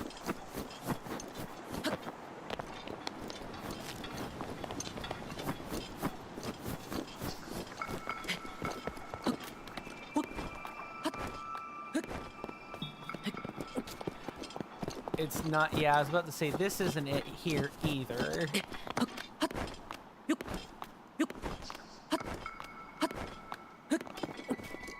Ah, I kind of called it. You still have a picture of her in your fridge? No. Why would you be wrong for keeping it? She was your beloved pet that you knew for 13 years. 13 long years. That would have meant you were 37 at the time you got her, roughly. Absolutely not.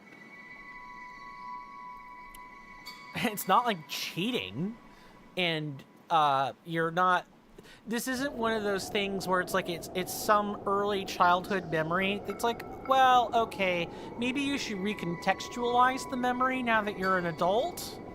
But no, you're just keeping a picture of a beloved pet.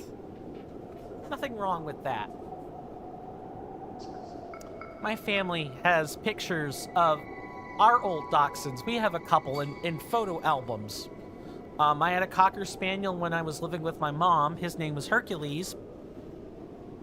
He lived to be about 10. And he died in the backyard. Just found him outside. Didn't wake when we tried to move him. Eyes didn't open. Just knew right there. Gone. We've had a couple cats. When I lived with mom, we had...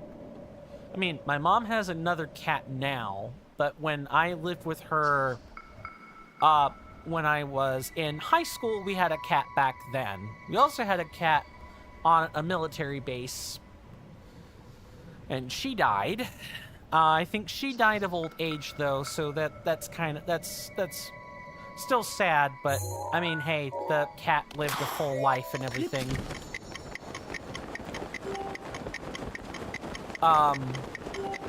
So I'm fairly familiar with pet death. Hello. Yes, get up there, Link. Alright. Oh my god, I'm gonna have to redo this.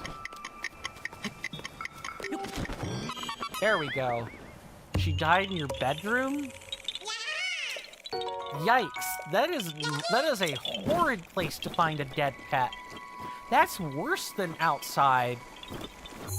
I hope you didn't wake to her like that. Yeah, I had another dachshund. Her name was Sunshine. I literally watched her got run over by a car. I think that was probably the worst pet death I watched. I just didn't have the reflexes to stop her at the time. Just managed to get out of the house. Went out to the road, pancake. I was too much in shock that day. I don't even remember what emotional register I had. I just... Welcome back, Rasby.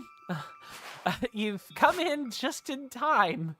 We are discussing the deaths of beloved pets. Yes, we are on a very dour subject right now. Have you had any beloved pets that you would like to add to the pyre to talk about?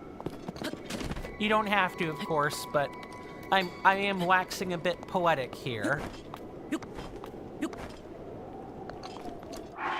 No, she would not let go until you left the room. Mom was with her? Perhaps she didn't want you to see her die? But that's kind of a weird thing for a pet to think about. I don't think a pet would ever really... I mean, we don't really ever know what's in the minds of our pets, right? Like, it's the whole Aesop's Fable conundrum. But I like to think that our pets might be capable of more rational thinking than perhaps we humans are aware of. But if I could, I would be a very willing participant if I could just get inside the thoughts of an animal and just see what they're thinking. I'd love to know if Aesop's Fable is really true. It probably isn't. It's called a fable for a reason, but you never know.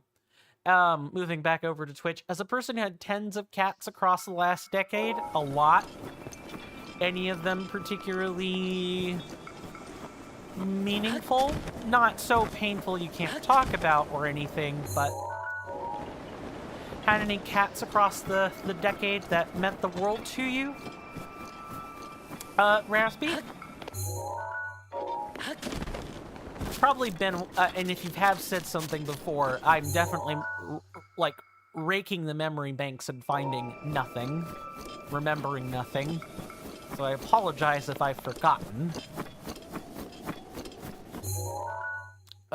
This one is over here. Yeah, this one's like over here. It's like in between the crevice here. Just head this way. Another one we have to light a pyre for. Cool. Whilst putting any kind of comparison or hierarchy is not something you want, there is one case that was most painful. A stray cat you spent months taming and caring for. Yeah, because pet deaths are, you know, equally traumatizing, right? At least they're supposed to be. You spent months taming and caring and caring for it and pet him a lot and kept him in the room, and he clawed me badly a few times. Parsing this last sentence. One day, months later. Okay, yeah, that just took me a second. Sorry. He disappeared forever. Yeah, that's kind of something to think about, as well as if you're handling. I am hitting him in the head multiple times. What were you? Were your parents part Triceratops Lizalthos? You could not sleep in there for a while after she passed? No, that's not weird at all, HBK. I had a cousin, or he would have been an uncle for me, at the time. No, he would have just been an uncle. Coin, what are you smoking? I have a relative who lives across the river from me, somewhere in Macon. They had a son. They had 4 kids. One of them died in that very house, that very... it's kind of like halfway between a trailer and a mobile home. There's, for many, many, many, many months, or many years even, whenever guests would come over, they would not be allowed in that room. Nobody would sleep in that room. Nobody would be in that room.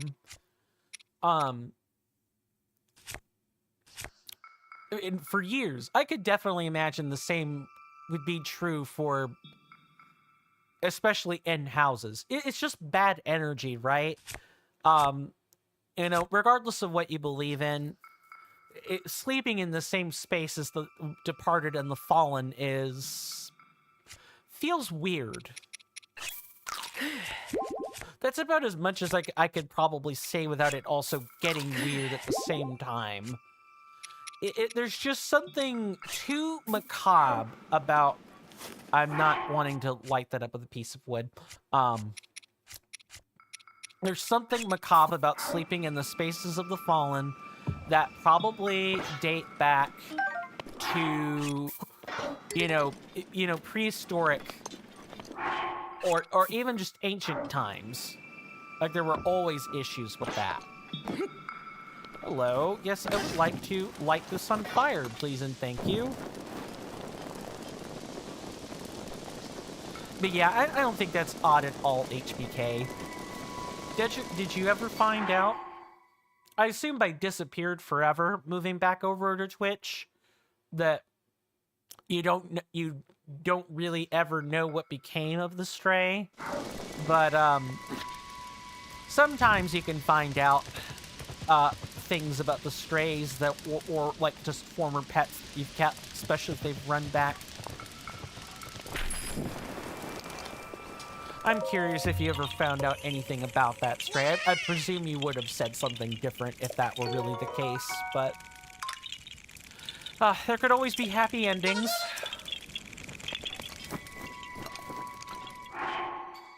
Haven't found out? Unfortunate. I hope that you find out something.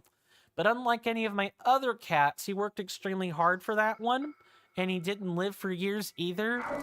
Let me see. Let me go back to your previous message. How long did you have him before he disappeared? If you don't mind my asking. Okay, our next Korok is, like, over here.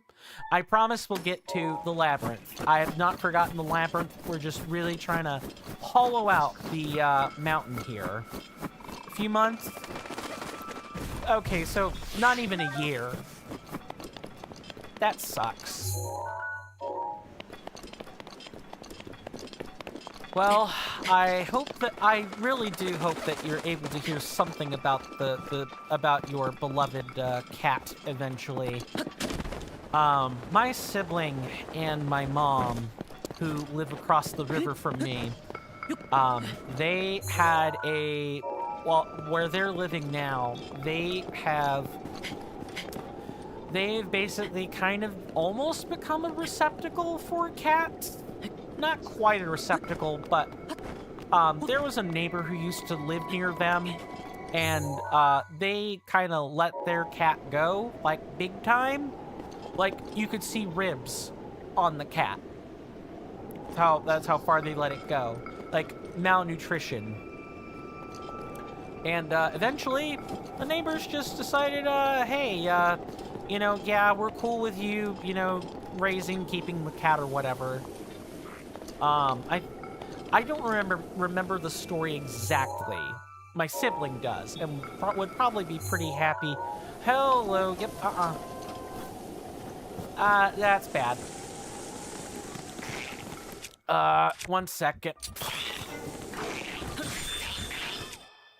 One of these is in Ice Breath Lizalfos.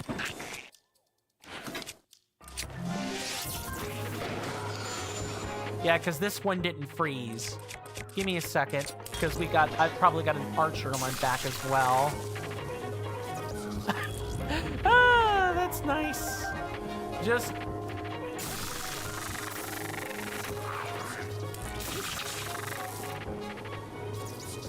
No. Nothing happened here. You saw no electrical explosions.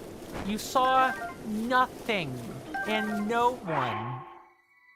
It's been years. You don't expect to hear anything, nor did I hear anything after more time when a cat disappeared. That sucks. Well, I hope a resolution comes eventually, and hopefully a good one, for what that's worth.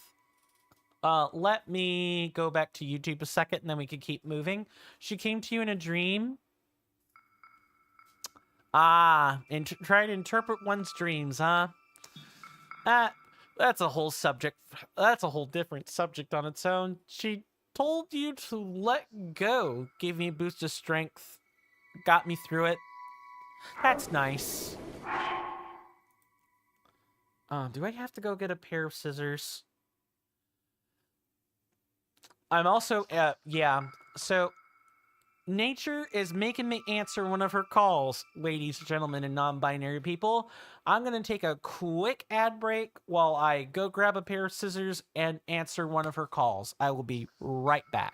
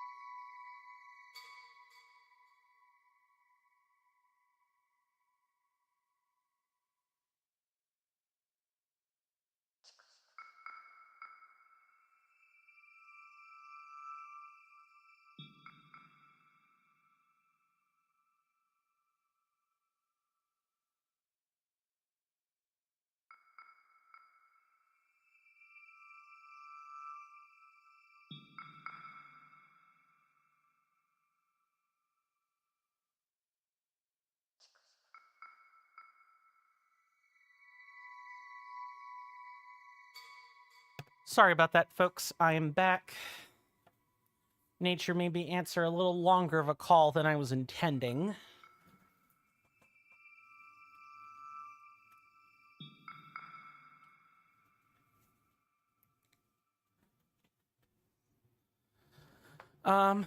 Making a quick cut, but I'm gonna go ahead and at least read this before I start cutting this thread here. I said disappear, but to me you treat it as though the cat died, or identically as if the cat died, because if the cat died, you typically don't get to find out about that. That stinks. But I suppose that's kind of the nature of, adopting or keeping care of stray animals, right? When I'm over at one of my longtime clients' houses, their house, they don't have multiple houses. They're not that well off. There is this group of 4 stray cats. I have to feed them every morning, as part of my house maintenance routine. And I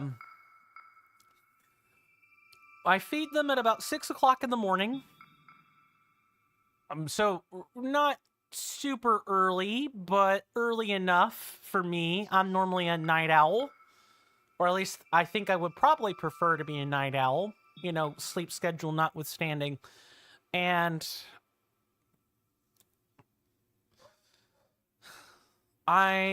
one day I happened to be checking the client's mail, and when I turn around to go back into the house, because it sits on a hill, I spotted the 4 strays. They were making their home inside the off, like, the road drainage system. Sometimes on roads there will be a sidewalk, and then there will be a place for water to drain underneath. Yeah, they were sitting in the little, like, drain off area, right inside. That's where they would sleep. All 4 of them. There are actually 2 of them, one on each side of the street, and depending on whether it was day or night would determine which drainage. And sometimes they would even be split evenly among, like, the drainage, or like trying to remember the right word for them. It's not like they're not like sewer grates or anything. It's not like that. It's just literally a place for the water to drain off, and then I guess it goes into the sewer. Maybe it is a sewage drain. Not 100% sure. Engineering is not really my strong suit. But they do like to hide in those. They do like to stay in those.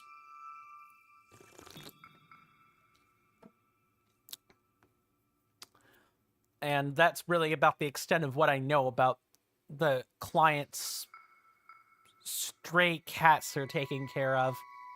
Yeah, I don't really get to know more about them than that. Unfortunately, who knows if they're a neighbor's cat, or if they're a street cat or something.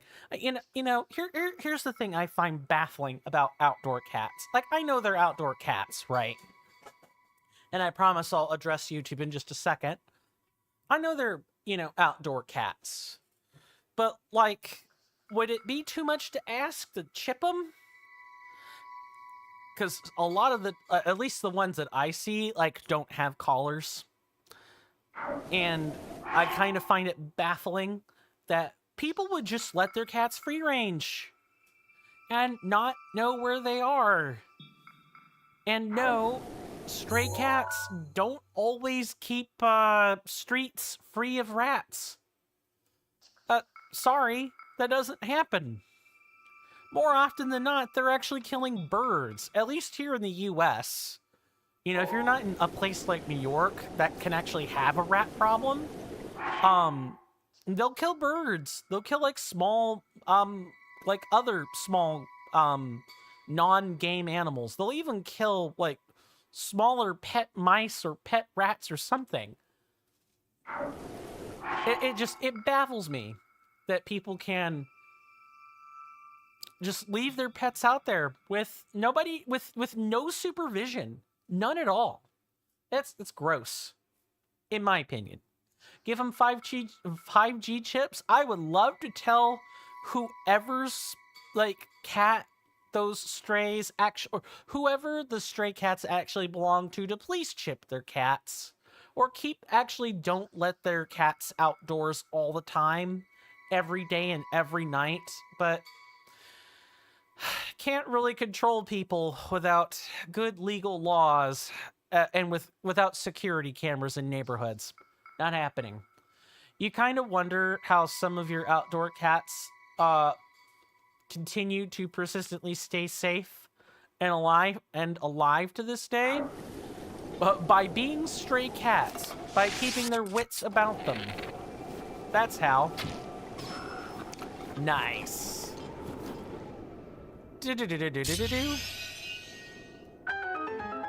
Oh, right. YouTube. I want to make sure I have not forgotten. Okay. No new comment has actually sprung up. We're good. My cats are actually outdoors almost all the time. No idea what they're doing. Yeah, so what I just said sounds insensitive, doesn't it? Or it is insensitive, even. Because it's not like people can... It's not, especially if they are stray, it's not like you can do anything about that. I just think if they're stray, you know, someone should have taken better care of them and kept a closer eye on their pets. That's all. I suppose there's no way to say it without, like, being weird. I'm not trying to judge.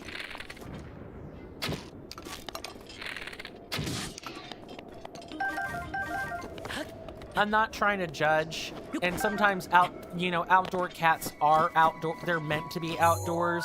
But there are a lot, especially, you know, the ones that I got a good look at my client's house. 3 of them looked like they weren't meant to be outside. And they just got used to being outside. And which is not okay. If they're indoor cats, they're supposed to be indoors. Please keep them that way. They bring in plenty of rats, hamster... Oh, hold on. I missed one. Cats are actually outdoors almost all the time. No idea what they're doing. I think in your case, it's different. I think in your case, it's different. Because for the most part, they were already stray when you bumped into them, right? It's not like you bought a cat, let it go outside, and then it became a stray. And it just kind of... You didn't make a revolving door. The cats are coming to you.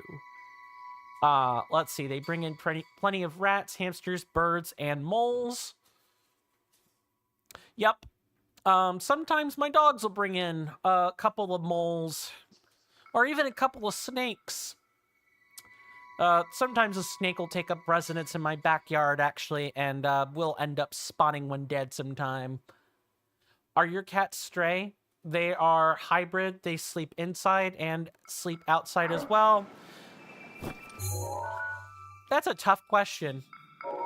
I don't think I would call your cats necessarily stray. You didn't grab stray cats? They grew up this way? Right. That's exactly what I'm saying. Like, they came to you that way. You didn't make them that way.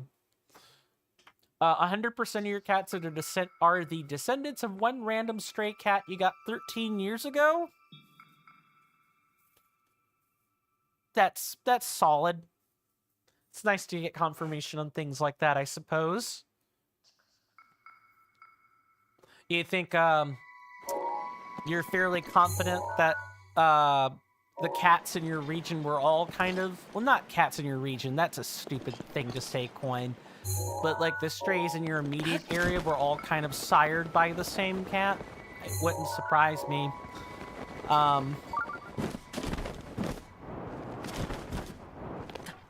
Okay, yeah, this is a rock. That's what I thought.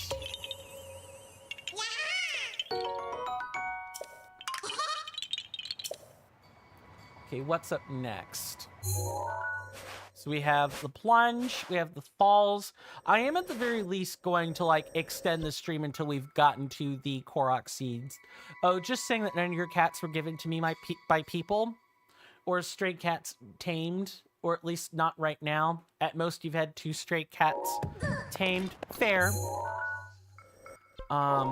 He could definitely pick pick this up.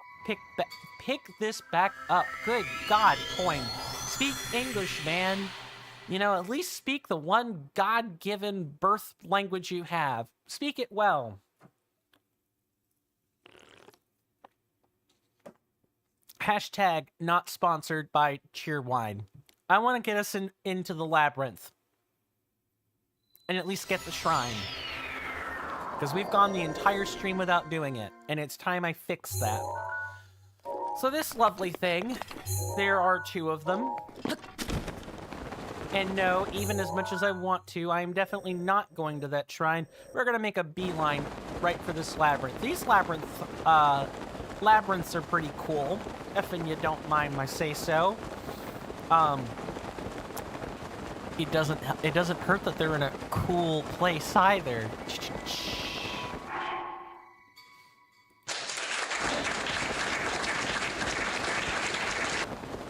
Groan-worthy joke aside,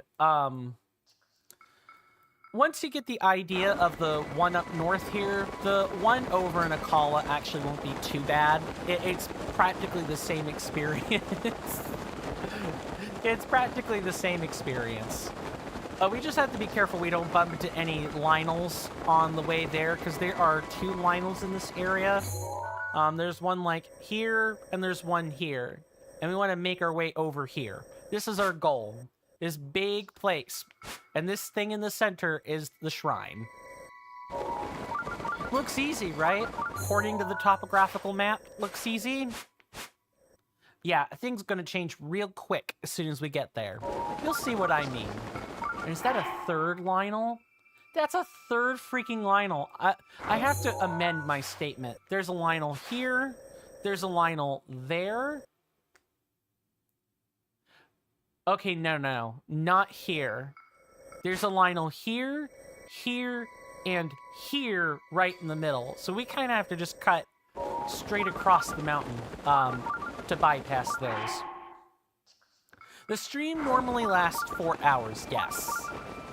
But I'm going to extend the stream just long enough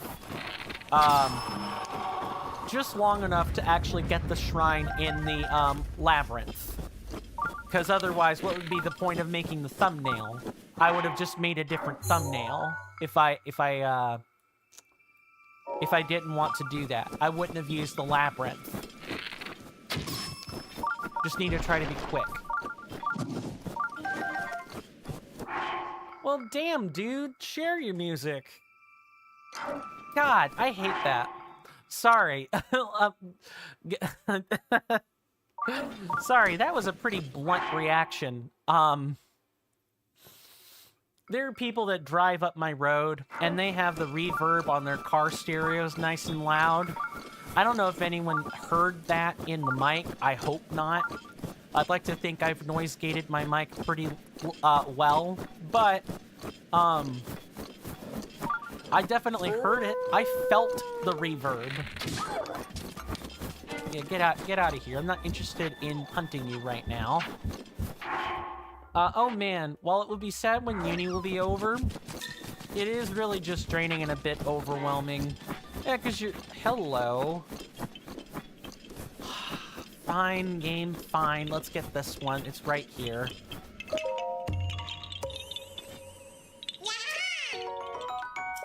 So at least one we won't have to get later. I'm pretty confident we'll have to get the Korok seeds that are in the labyrinth. Because, yes, there are...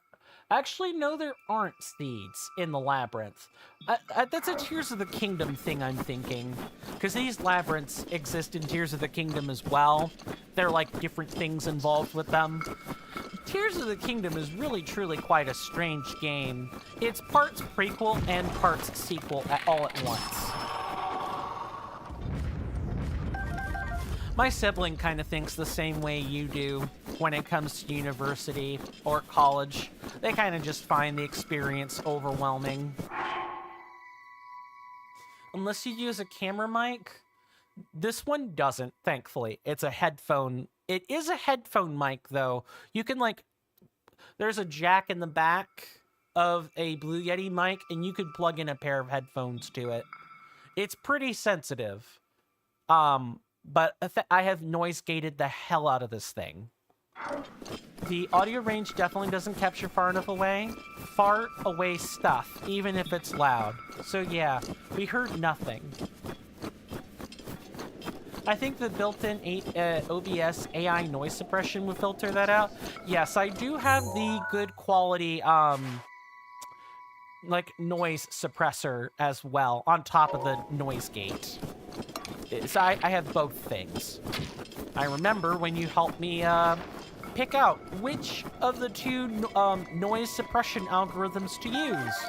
We were quite sure that Speaks would have been the better one, but it turns out Speaks had problems with my mic, and I ended up having to use the quote-unquote more resource-intensive algorithm instead, and it's worked wonders. And me balancing my mic has gotten much better since then. I have like a 4-band EQ that I use to help fine-tune my voice, which is why it sounds like this now. It would probably still be a little bit intolerable if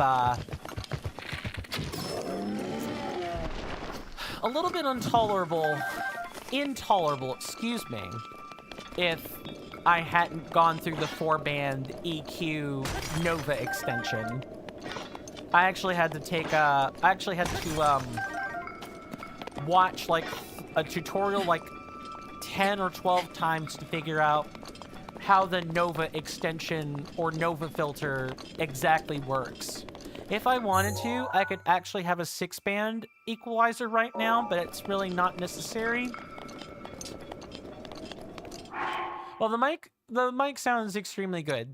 Can be better, but that's just describing the limits. Yeah, I appreciate that. I worked really bloody hard on this thing. Of course, it's a little worse when I go back and listen to it in recording. But that's not anything new. I just adjust the track volumes when I'm editing more than anything. Hello. No thank you.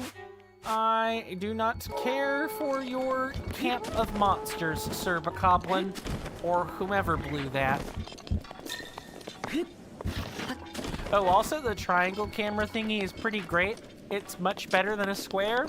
Thank you. I appreciate that. Although the triangle is mostly as a nod to the Triforce, because the Triforce is 3 triangles. And I thought for The Legend of Zelda, a triangle camera frame would work pretty great. I'm not sold on a triangle. I think it's much easier if I've got like a pentagon or a hexagon type shape to try to fit my head in. With a triangle, I can't move. I could move, sure, nothing's stopping me from moving. But like if I don't keep this almost exact position, you know, my head will be cut off. And this is without getting into the nature of this dinky thing, the lever arm here. You like it because it doesn't waste the space in the top right and top left. Fair enough. I mean, even with a square camera, or like a square frame, I can probably zoom in. It'll look weird if I try it, but that's the nice thing about the OBS extensions that are out there, is that, you know, I can at least experiment with the nature of the camera frame and things. I really have to thank Nutty for that. If you guys don't know who Nutty is, please check him out. Major YouTube content creator. All of my knowledge of like OBS extensions pretty much comes exclusively through him. Also just a generally funny guy. I believe he's on Twitch as well. You know Nutty? Heard about him from other streamers? Well, no matter what people think of the man, he's at least knowledgeable. I can't code like he does, but I've gotten at least the basics. A lot of the, like this triangle frame, for example, it is an OBS shader extension. I know that for certain, and I would not have been able to tinker the camera this way without a lot of work, without, you know, the shader recommendations or the extension recommendations. Cool chap otherwise. Kind of has the same knockoff humor style as Peanut Butter Gamer, which is another YouTuber that I sometimes watch, where it's like there are lots of deadpan pauses all over the place for dramatic effects. And that's kind of what makes things funny.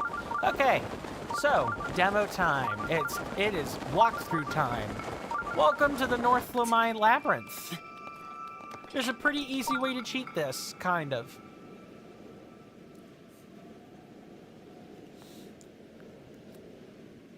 If part of your head is not visible and such, I think that's fine, as long as your eyes, nose, mouth, beard, and some of your hair, which I hope to have none of, at least the top part of my hair, in like 2 weeks. And that's perfect for you personally. I will bear that in mind then.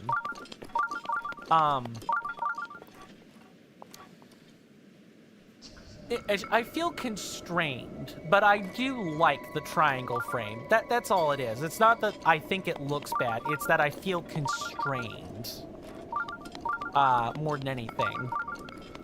And of course, when I feel constrained, I start getting achy for some reason.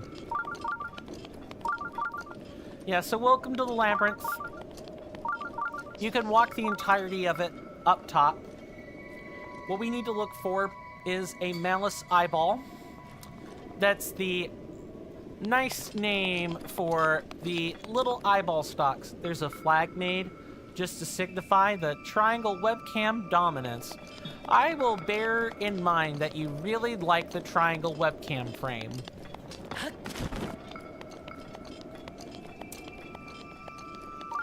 The Labyrinth in Akala is kind of like this as well, where you're really not meant to get on top of these. Kind of cheats the system a little bit.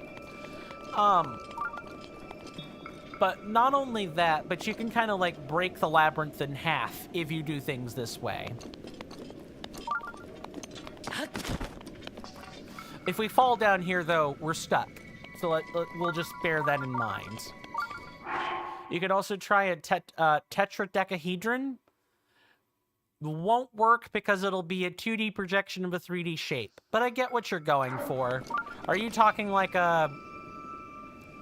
Well, I know a dodecahedron's like a 12-sided dice.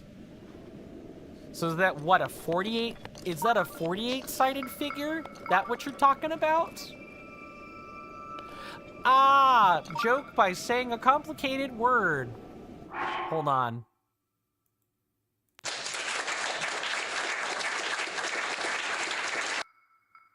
This is the case where I need this sentence. It's directed at me. Too bad you're not double jointed. Because if you were, you'd be able to bend over and kiss your ass goodbye. Yep. Definitely that. Like, meow. Just,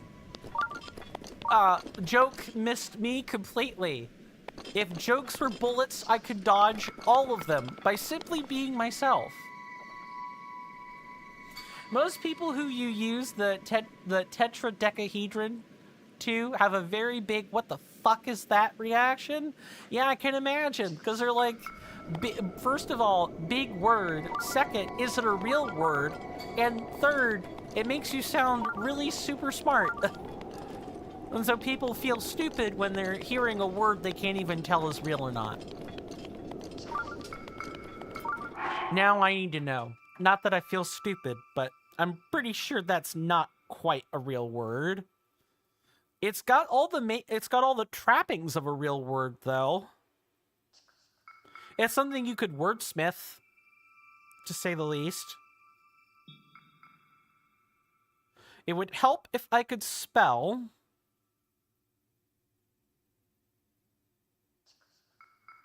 It is, in fact, a real word. Okay. It is a polyhedron characterized by having 14 faces. I forgot that tetra in this circumstance meant 4. A 14-sided polyhedron, which will have regular 14 n-gons on each of its faces. Weird shape, to say nothing else. Okay, so I have to look up where exactly the entrance is. Or TBH, you prefer the term hexahedron or the superdecahedron? I have to look at what that is now. Superdecahedron. And then after that, I will get an eyeball on what to do with this maze.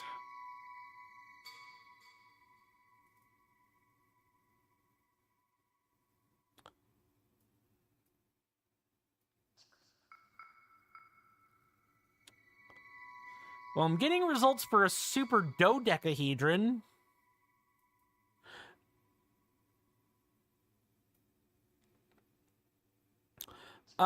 Let's see.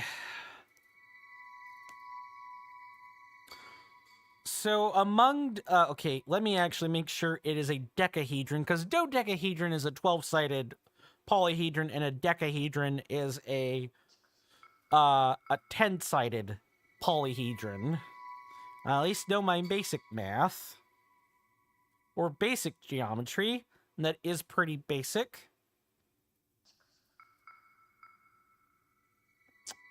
Nope, when I type in, let me type in the hexahedron then, and then I'll keep things moving. Those may not, in fact, be the same thing. Oh, I'm an idiot. Well, maybe not an idiot, but just like, it's a cube. Cubes are hexahedrons, but I guess not all hexahedrons are cubes. BRB ran out of fuel on your Omni tetrafractal engine. Very well. But now I need to look at a map for the labyrinth.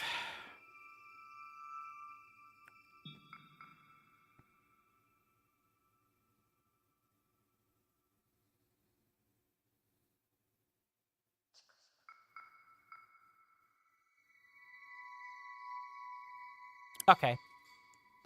Looking up technobabble has been really fun to me. Really funny. I mean, it's not like I know what every little bit of technobabble is. Okay, let me point this compass correctly. And then if I'm looking at my map right,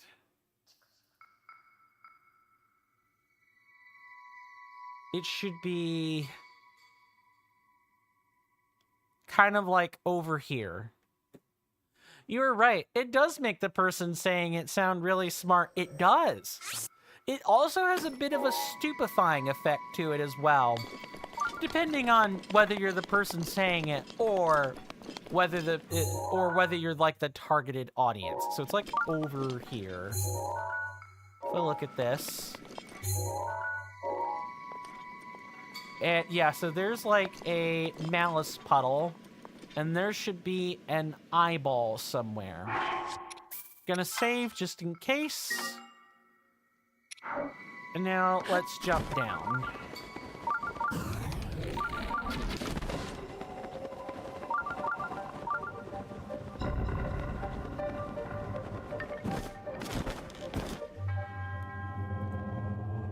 Oh, I forgot. Oops. You could say anything with a straight face and it transition to anything. You could make some kind of joke where you use such language while describing a regular scenario. You do seem like you have a gift for that. Let's go ahead and at least grab our consolation prize while we're here.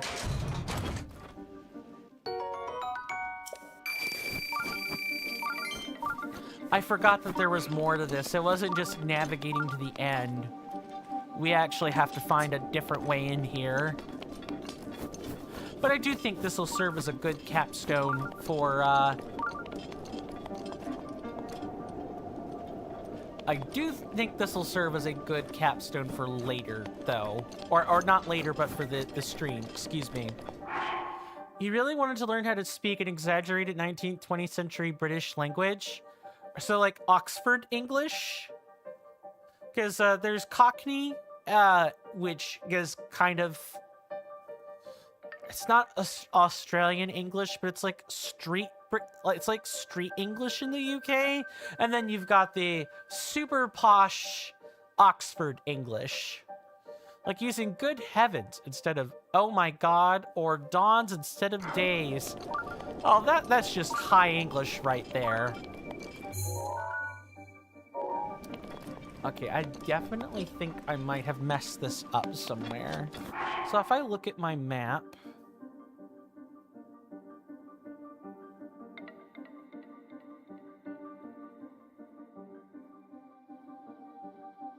I'm kind of reading some things over.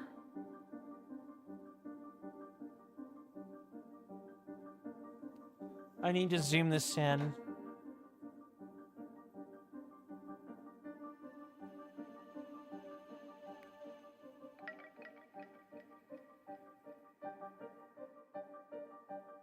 Okay. Yep, I know what I need to do now. This one's like over here. All right, so let's get up to a high piece of ground and let's see if we can get out of here.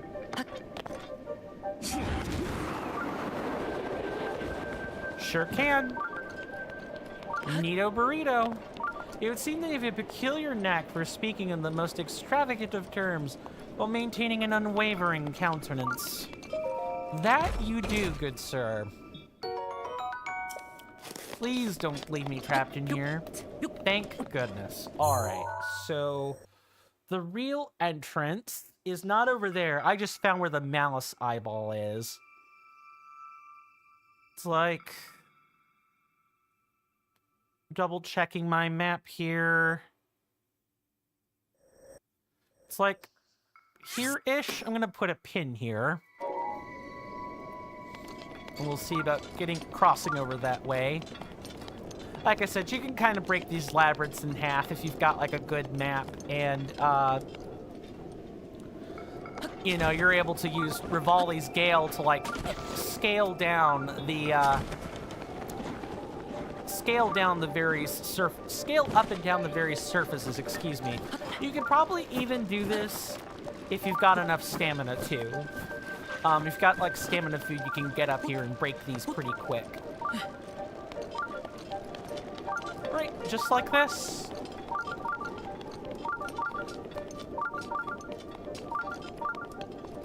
Look at how easy that was. It would be very hilarious to use old language in regular, everyday, modern scenarios. Hey, well, if you want help in that regard, all you gotta do is start looking up archaic words. And as long as you don't say something that obviously amounts to a slur, well, you can confuse the right heck out of anybody. Just about. Including me. Because while I have a knowledge of a few archaic words, a lot of them have been, like, how do I word this? They're sort of... they're lost to the modern vernacular. They're lost to the modern vernacular. It would be very hilarious. One of the things you do IRL is you speak in the language used in Moldova, which is an older version of Romania. Older version of Romanian, good lord. Like the dialect and such. Do people give you the stink eye when you do that?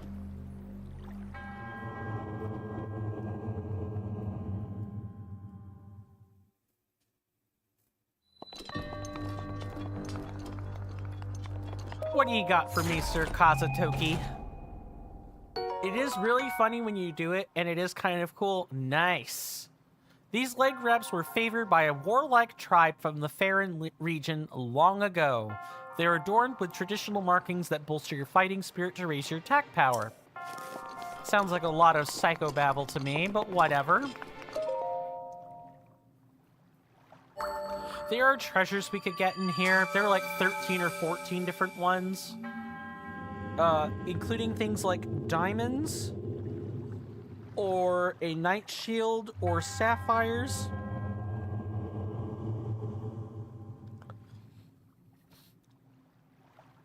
But by and large, you don't really need these things. You can farm for them. The big thing is the shrine and the, the armor piece. That's the stuff you can't just get by grinding.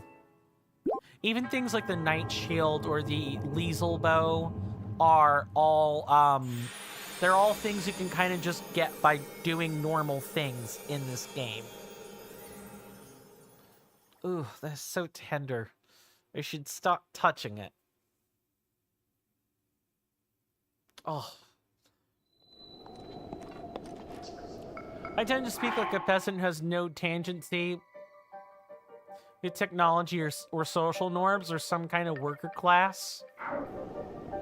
Ah, so you sound, to use their language, like a bit of a rube.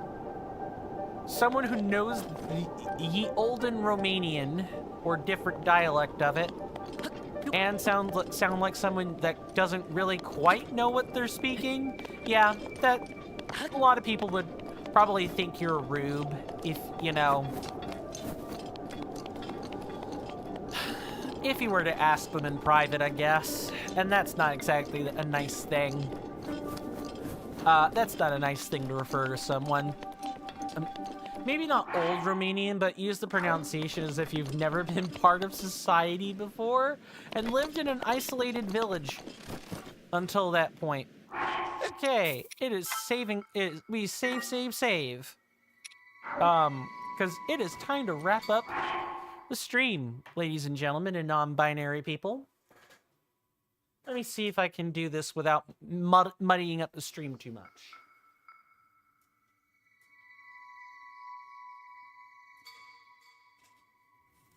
Looks like it. Okay, so now I can look at my stream or my gaming computer for a second. Just tilt this screen back.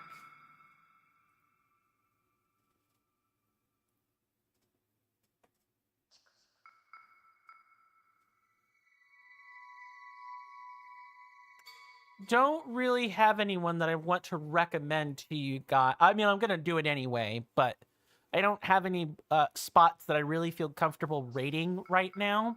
So I'm going to cut and run. I do want to thank everybody so much for hanging out today. Rasby, Sizzling Seal, HBK, just the whole motley works. I'm super grateful for the company. We will be back Friday, and we will be doing Eventide Isle. So what we'll have to do is we'll have to bum rush Lurlin Village. We'll have to unlock that pretty quickly. And then we'll need to take a raft out to Eventide Isle. I mean, we could also just leapfrog using Cryonis like blocks, but perhaps that's not for the best.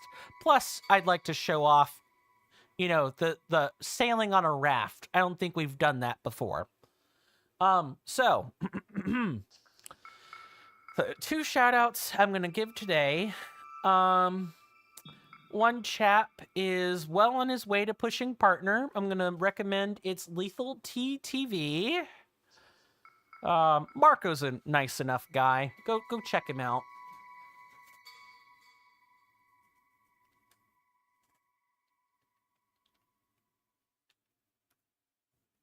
You also need to recover sleep. Good night. Very well, Raspy. Thank you for stopping by. Get some good sleep. I know you need it. Especially considering that university has been a draining experience for you. I hope the sleep is fitful, and I will see you hopefully sooner rather than later. As for the other shout out, this lovely lady has been partner for a short while. Please go give Venora Darkwolf a follow. I know her from Reaver Bone. She's a fantastic person. Her community is super bubbly, bright, welcome. And if you guys like frogs, because this lady has real pet frogs, you will enjoy her countenance and her humor.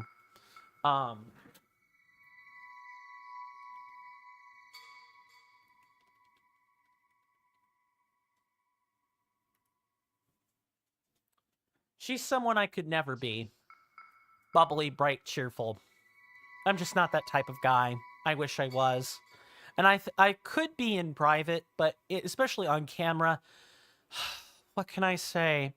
Pride goeth before a fall, and I am nothing but prideful, I guess. Sorry, I just mean I take pride in holding a certain countenance, and being bright and bubbly doesn't quite fit that for me. Again, we'll be back on Friday. My name is Coin. Thank you guys so much. This has been another episode of the Breath of the Wild. We are 32 episodes in, and we have no intention of slowing down. Stay safe and take care of yourselves, my senators and inductees. You're welcome anytime in my hallowed halls. The more the merrier, as I always say. Please dig around in the description or in the About Me section. I have link trees in both places. Feel free to click on them. Click on things. Experiment. Find out. Record your results and report back to me. All that fun stuff. And with that, goodbye, guys. Thank you.